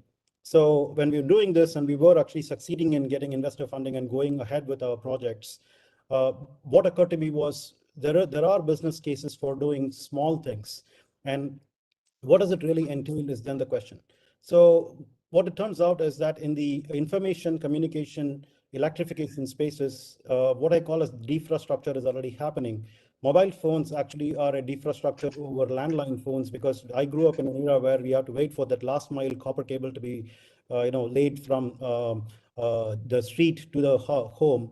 And we just simply said that half the burden of actually carrying the instrument will now be resting on the user, and all we have to do is to get the signal wireless to your home with cells, right? So that's mobile phones. Rooftop solar is actually another example where people are actually allowed to generate their own energy, and you don't need to necessarily generate energy from these smoke belching huge thermal power plants and then convey that to long distances. So what if I want to actually make my own crude oil from my own waste, right? That's a question. It's not exactly my own, it's a community or a municipality level effort. That means I don't need to necessarily bring in crude oil from overseas through long pipelines or oil tankers and so on. And the kind of micro gas turbine that we are doing, we essentially are saying we can generate power locally in microgrids along with solar and wind. But more importantly, that I think since Dr. Velu is here, we can actually do a hybrid electric trucks. And these micro gas turbines that specifically that we are doing is fuel agnostic, which means that it doesn't have to actually take either petrol or diesel. It can take lots of other kinds of fuels. And this ushers in the transition to different fuels as we go along to green fuels all the way to hydrogen, for example. And then imagine this, right? So I make my own crude oil and I don't need, and this can actually take the crude oil directly, which means that I don't have to even go through a refinery process. All I have to do is remove the sludge by centrifuging it. I can generate my fuel and consume it right then and there. And that means that I just get rid of a lot of infrastructure out of the way. Right, and this, by the way, is also happening in other areas where connectivity is important. For example, this government has actually launched Namakkaname Kalvi and the Veedu Thedi Varum Maruthuvam. All these things are essentially kind of defrastructurizing things. We don't want to actually depend on hospital infrastructure. Is it possible for us to deliver quality services at the doorstep? COVID is actually making education defrastructuring. So all these things are already happening in front of us. The large things like power stations or these refineries, and these are the places where we have to actually pay attention and see, can I come up with some very smart tech? Right. For example, the launch vehicle I talked about, I don't need launch pads. I just need a barren piece of land. I will move my rocket in a truck. And satellites are becoming very small. I just have to make constellations of smaller satellites instead of very big, large satellites, which means what we are promising is essentially a launch a week, right? So every week I will actually launch a satellite. I want a village panchayat to decide what satellite they want to actually launch so that they can take care of their own crops. So that is essentially democratizing technology. And this is what infrastructure is all about. Small is beautiful. We're getting to that. And Thank you. Smart. In the 21st century, it should be small and smart. Okay. So, Saraswati, I have a question for you. We can spend time summarizing. We can go around the panel once more, but we can also have time for a couple of questions if people have been provoked enough. What would you want us to do? Can I just add one more point because of the academic cleanings? The moment you actually make making small products, it's not possible for universities to actually develop prototypes. You don't need to lean on very large industries to do this anymore, right? So you kind of defrastructurize product development itself through universities. And that's exactly what we would like to position ourselves on. All right. So we become a maker chamber, really, that maker tester kind of one. Okay. Yeah. That's making it closer to industry. That's one of the barriers we find at IIT very clearly. And that's a barrier that industry finds. Can I go around the panel? Saraswati? Yeah, since you asked me, I just thought you can ask one last word from all the panelists, then hand it over to Dr. Thyagarajan. I think we'll do that in the interest of time. So I want a 1-minute intervention from each of you, no longer than that. Okay, I'll go around the same order from Kaniyappan to Velu to Mr. Singhi and to Satya. What do you think? I mean, you've given details, but if there were rather than asking concessions from government, avoiding that, what do you think could be the wish list from industry, academia, and government that you think we have to move out of our relative comfort zones? What would that be? In whatever way that comes to your mind. No more than 1 minute. Mr. Kaniyappan. Yes, sir. So what I believe is we need to focus on skilling the people who come out of the engineering colleges or a polytechnic by more or less mandating at least 6 months or 1 year, activity work in the factories or research centers, that type of thing. Today it's missing. Normally we find people who come from the campuses, they're somewhat raw, but then after working for 1 year or so, we really see a very high talent. This actually, that could be an institutional mechanism to really standardize, institutionalize such a thing. would actually go a great long way in building that talent pool for the future. Great suggestion. Make a BTech into an engineer. Great suggestion. Thank you. We'll move to Mr. Veluswamy. Yeah, I think the collaboration is the biggest need of the hour. Industry is grappling with customer problems. Universities are having the bubbling young Gen Z engineers or the talent minds. Now, engineers alone are not sufficient. We need to reach out to the scientists, the science faculty. We need to grow the science faculty. We have pushed a lot of minds into medical and engineering, but we need to push a lot of them into science because now we are going to tackle fundamental problems. These three have to come together and leave their egos and work together, find one common solution and make India the best. Okay. Thank you. Mr. Singhi? Yes. I would say we all should work towards educating the school children in terms of how sustainable consumption, sustainable production of low carbon product can create a healthy future for them and for us also. And that may require, like what Mr. Valu has said, the big collaboration. So big collaboration would be required with the government, society, and the industry, that how a sustainable or low carbon product can be produced, because we all have to now move towards a net zero carbon economy in one time or other time. So educating the youngsters, bringing them in the main fray would play a very, very important role. And for that, whether MCCI, whether the industry, whether the society, whether the government, they should all collaborate. Thank you. Thank you. And Satya? Thanks. So I think that Tamil Nadu is actually a very industrious state. We have the largest number of MSMEs and so on. So I believe that we are actually very, very hardworking people. And that kind of reminds me of what Germans do, but I also want to combine France with this. But this is to say that we need to be focusing on some really high value products, which is essentially aerospace, right, for now. Right. So is it possible for us to actually push the envelope to actually doing aerospace? Because you look at what the French do, they just do, they have been doing aerospace and nuclear, and then they have like 2-hour lunches every day and two-month vacations every year. But we are actually so hardworking as the Germans. So we have the potential to combine Germany and France together if we focus on very high value items like aerospace, and we have the geographical as well as the supply chain systems that are actually enduring to Tamil Nadu. We need to make use of this and make small rockets, small planes, and do the infrastructure. You can actually get a lot of jobs for a lot of people. Great marketing coverage for infrastructure and high-tech industries. Wonderful. Before I hand it back to Saraswati, I actually see 2 or 3 themes. I don't intend to summarize. Let me put on my sales hat for IIT. At IIT, we have something called the Research Park. I think people who haven't been there should come here.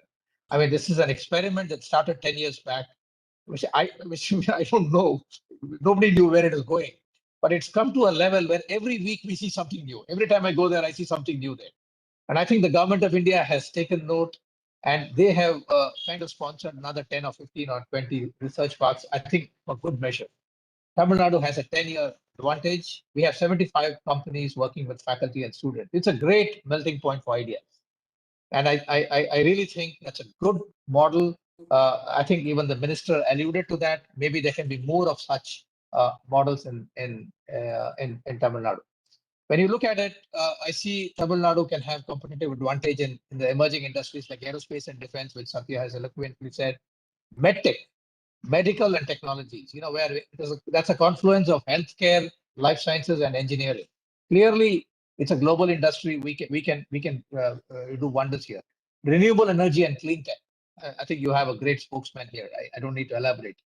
Agri-tech, very related area again, and I think WASH, the entire sector of water, sanitation, hygiene. I really think these are areas. Maybe there could be more, but I think this could be the nucleus that Mr. Srivatsaram said, that we could have half a dozen, besides mobility, where we already are, right? as a major industries around which Tamilnadu could regain its numero uno position, I would say, in Asia, not just India. So let me stop with that. Let me thank our fantastic panelists who've come here and shared their views. Thank you very much to all of you, and thank you for being a great audience, all of you. Let me hand it back to Saraswati. Thank you so very much. Let me thank the moderator for his very seasoned, wonderful moderation. Thank you so much, Raghu. We would now turn to Dr. Raghuram Rajan for his comments. And let me invite Mr. Srivatsram to briefly introduce Dr. Rajan to this audience, though he doesn't require one. As Saraswati said, Dr. Raghuram Rajan doesn't require an introduction in this country, but I'll just give a very brief one. Dr. Rajan was the Chief Economist and Director of Research at the IMF, following which he was also the 23rd Governor of the RBI between 2013 and 2016. He is currently the Catherine Dussac Miller Distinguished Service Professor of Finance at Chicago Booth. And of course, he is also an advisor to the Chief Minister. So Dr. Rajan, first of all, thank you for being there throughout the session. I would like you to reflect on your thoughts and also give us some of your views on the subject and how to move forward. Yeah, well, thank you very much for having me here. And I'm not an expert in the area of R&D, but I certainly have learned a lot from today's discussion. It's a rich set of thoughts and ideas. Let me focus my comments on just 2 or 3 big issues. One is there were lots of arguments about the government doing more. And the question is, given realistically the capacity of the government as well as its fiscal state, not just the state government, but the federal government, how best can we benefit from the government in enabling R&D here? And then what can industry do to step up? What can academia do? I thought the word ecosystem, an ecosystem focused on R&D was an extremely important phrase that was used. And I think if you had the right ecosystem, the right sort of collaboration between industry, academia, the government, but also the financial sector, I think there would be many positive feedback loops which would build up, and that could be an impetus to R&D here. I would say the fact that all of us were surprised by the extent of R&D that Mr.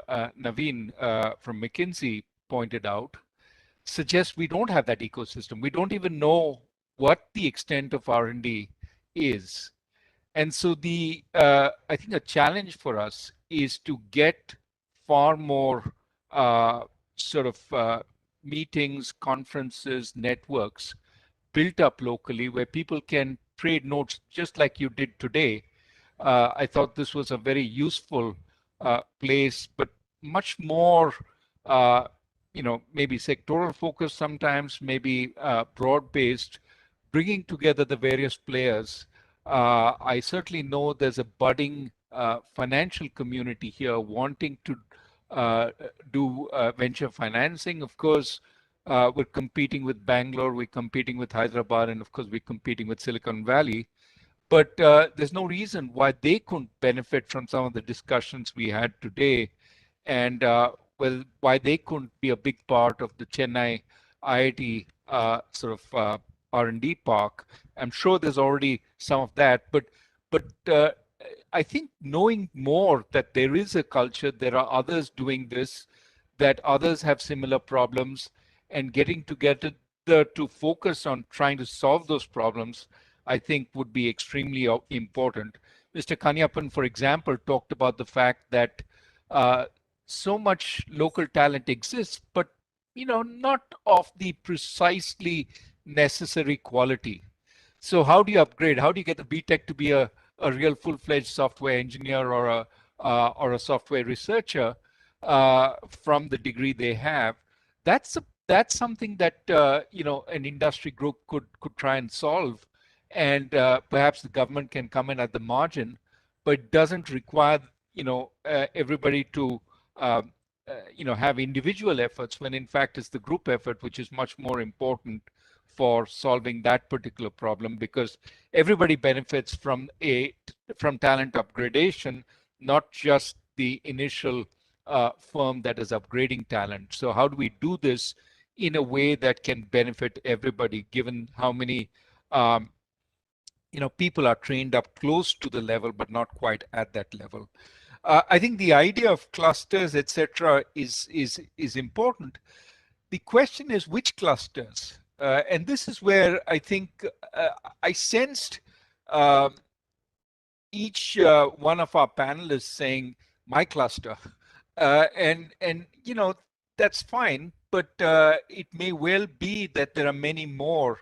I mean, again, who would have thought that electric planes would be something that could come up in Chennai, right?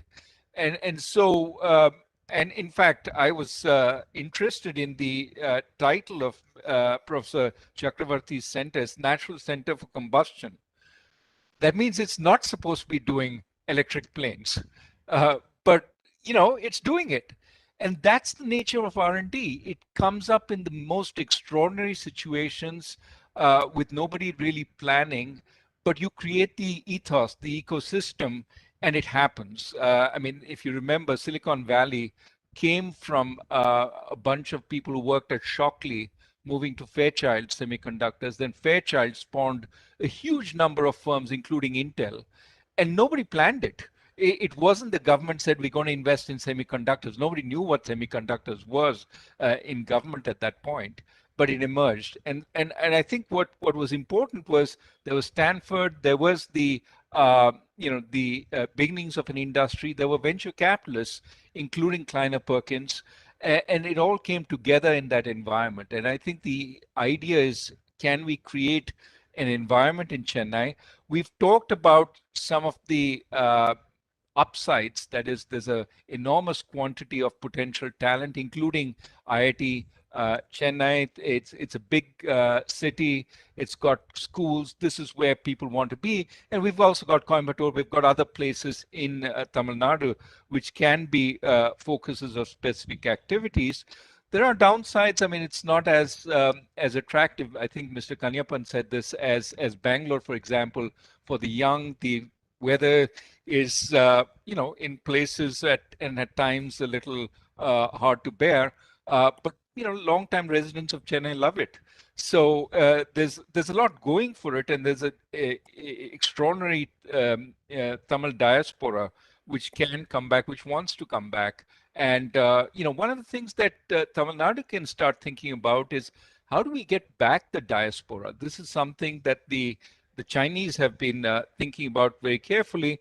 There may be some places where this can be done. Of course, one of the big issues that I wondered as I heard this discussion is, what is the role of the central government, and what is the role of the state government? There are some things the state government can do, but in terms of hardcore funding, especially, where are the areas that you can get real R&D done?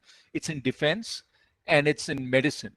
And these are areas where the central government is really going to control a lot of the funding. I'm sure there are other areas also, but it comes from the central government. What the state government can do is at the margin add.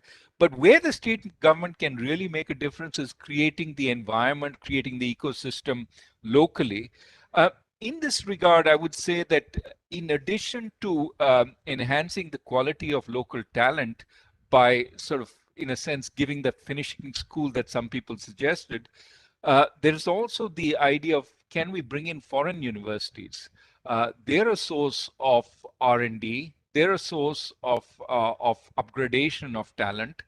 And they would be a way that we could keep some of our homegrown talent here, because they're not migrating abroad to do a undergrad or a master's or a PhD. Now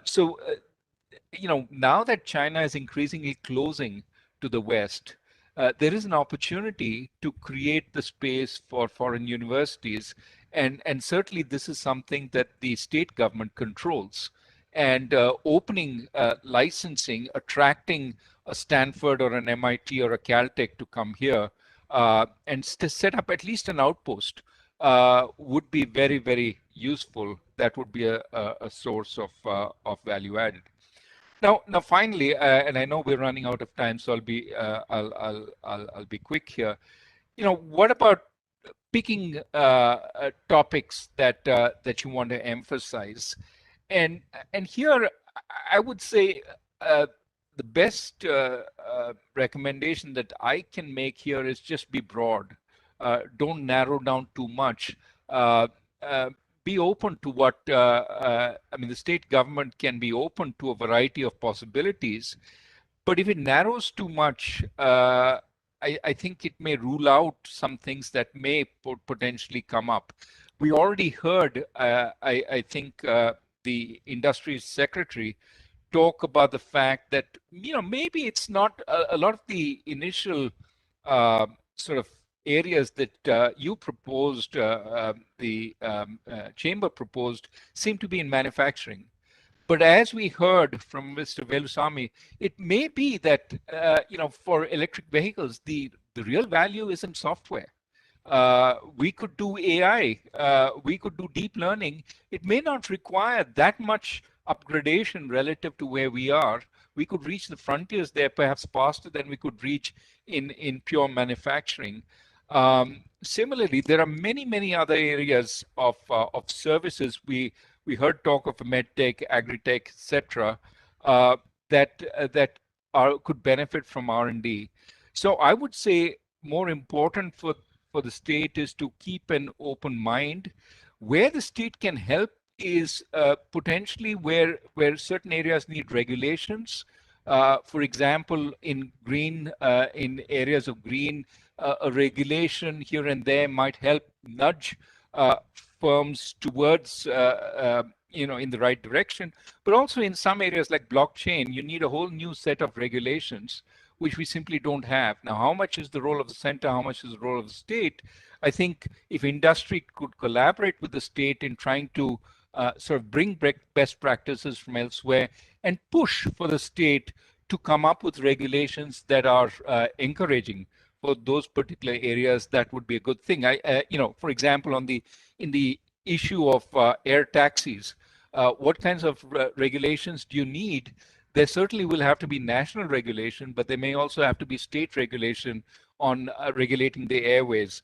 So I think, in terms of the ecosystem, in terms of upgrading talent, in terms of inviting more talent, in terms of potentially helping some of these these parks of the kind that emerged around IIT Chennai, maybe something around Anna University, maybe they share.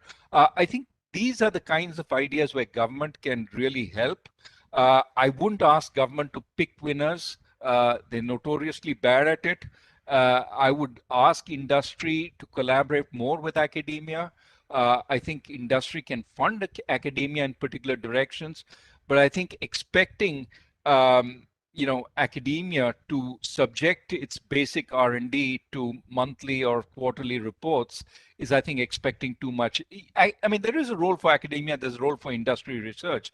The two are not necessarily exactly the same thing. Academia is more blue sky, open-ended. Industry research is more focused, but there can be collaborations. And collaborations are typically initiated by industry looking for, we need experts in this area, and then funding those kinds of projects at the IITs, at Anna, etc. And I think more of that would be really good in moving us forward. So let me stop there and say, I think this seems promising, a promising beginning. And now I think all of us have to build on it. But the ambition that R&D is necessary for the future, and we have to do much more of it, and how do we create the environment for it? I think those are exactly the right questions.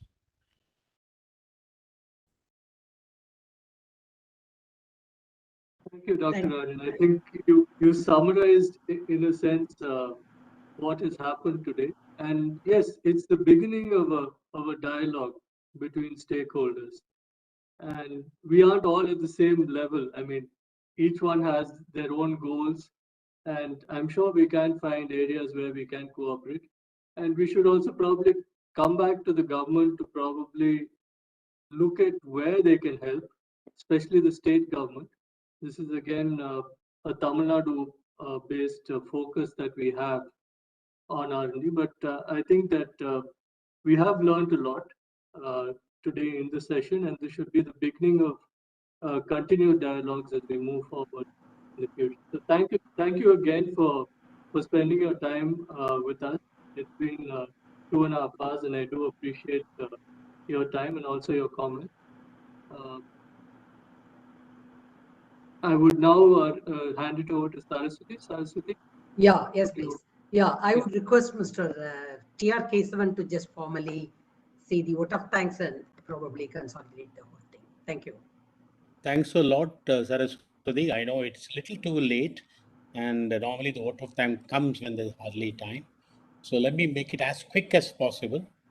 First of all, I think we had a wonderful conference as a beginning, I will say. And let me first thank the Honorable Minister, Mr. Thangam Tennarasu, Industries Department, Government of Tamil Nadu. And sir, as suggested by you, I think we'll be more than happy to work with you and your department to ensure that the industry government collaboration is established and kept going. I need to thank Dr. Paliwa, Thyagarajan, Honorable Minister of Finance, Planning and HR, and of Government of Tamil Nadu. Sir, I think 5 points what you really noted is creating an ecosystem, which also got really reflected in what Mr. Raghuram said. And I think we are eagerly waiting for the further steps as for the ease of doing business. I genuinely believe and think MCC has been talking about a little bit. And that I think should actually start. It can be a great motivator for attracting industries, especially the industries which are in the technology area, because they like to do rather than spending time in trying to create an ecosystem or getting clearances. So that can be a very interesting point. Let me just touch upon Mr. Krishnan, IAS, Additional Chief Secretary, Government of Industries in Tamil Nadu. Dear sir, thanks a lot for coming. Thanks a lot for helping us to organize this. And I know that we are a large economy, and as you rightly said, that we need a vision to go larger. And it's very interestingly, I think we will skip and jump and get into services sector much early. This has happened in our technology industries like mobiles. I mean, the way we caught on mobile just from the landline is an economy, is a clear, interesting thing that India can adapt technologies faster than many other people in the world. Mr. Naveen, thanks a lot for your first presentation. Very interesting. I think you did, as said, opened eyes that Tamil Nadu has a strong R&D foundation, and it can be very interesting. So I'm going to straight go to Dr. Raghuram and actually talking about, thanks, sir, thanks for coming, and thanks for giving your valuable input. I think you really acted as somebody who actually collaborated. I mean, put everything together and told us what are the things to be done. And I think you rightly said that the state, if it can create an ecosystem and nudge the regulations in the right way with the cooperation of the industry, I think this will definitely get funding, talent, and cooperations, not only from the center, but also from all the industries about to come in. And I think your thought process that it is always nice to know what we have before we start chasing what we think what we don't have. The amount of R&D capabilities already in Tamil Nadu, I think you really required to have a knowledge portal kind of a thing, which we can share, we can understand.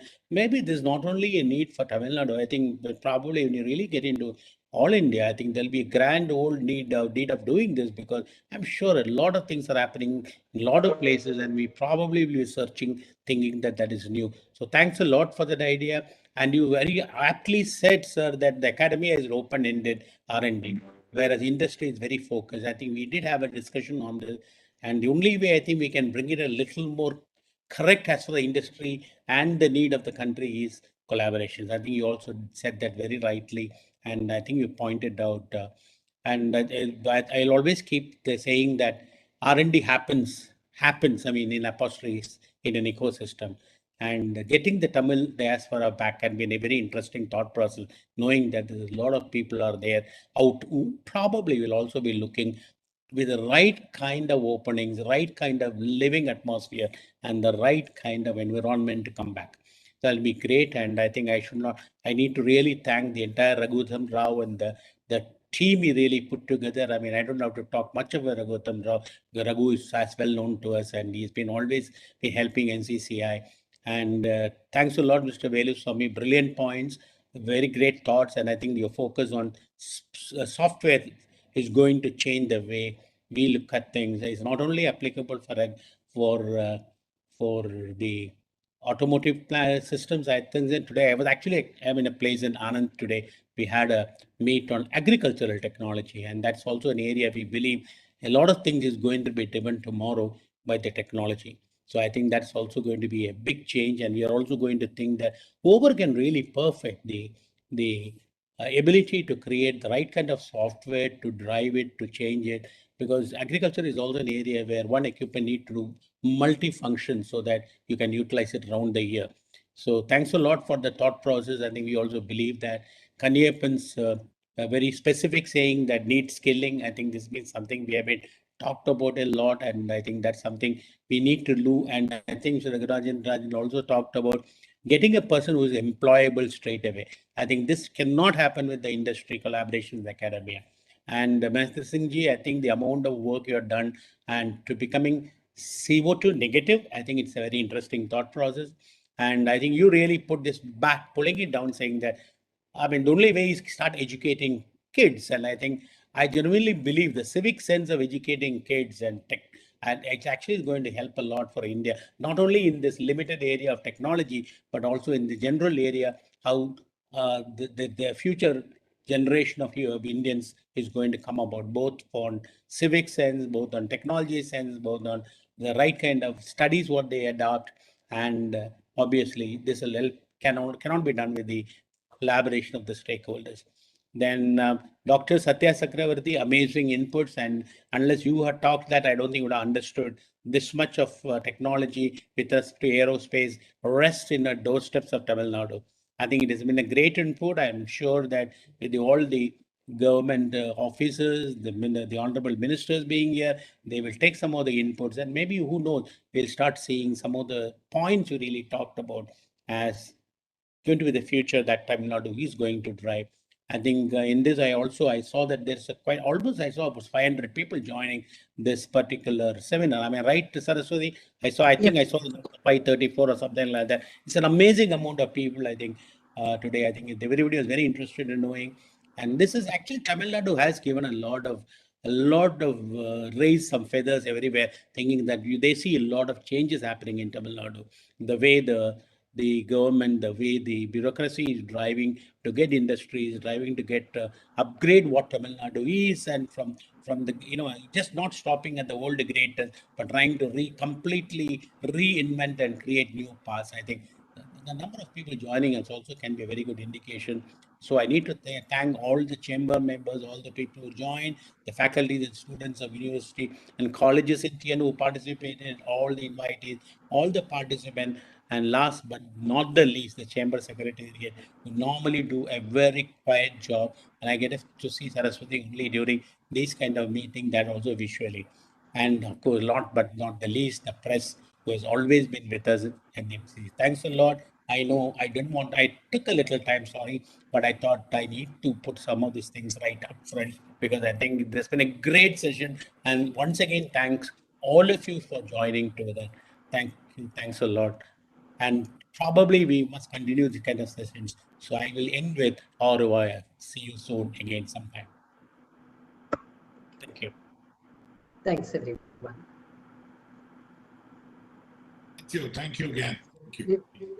Thank you so very much, Mr. Krishnan, for all your support. Thank you all.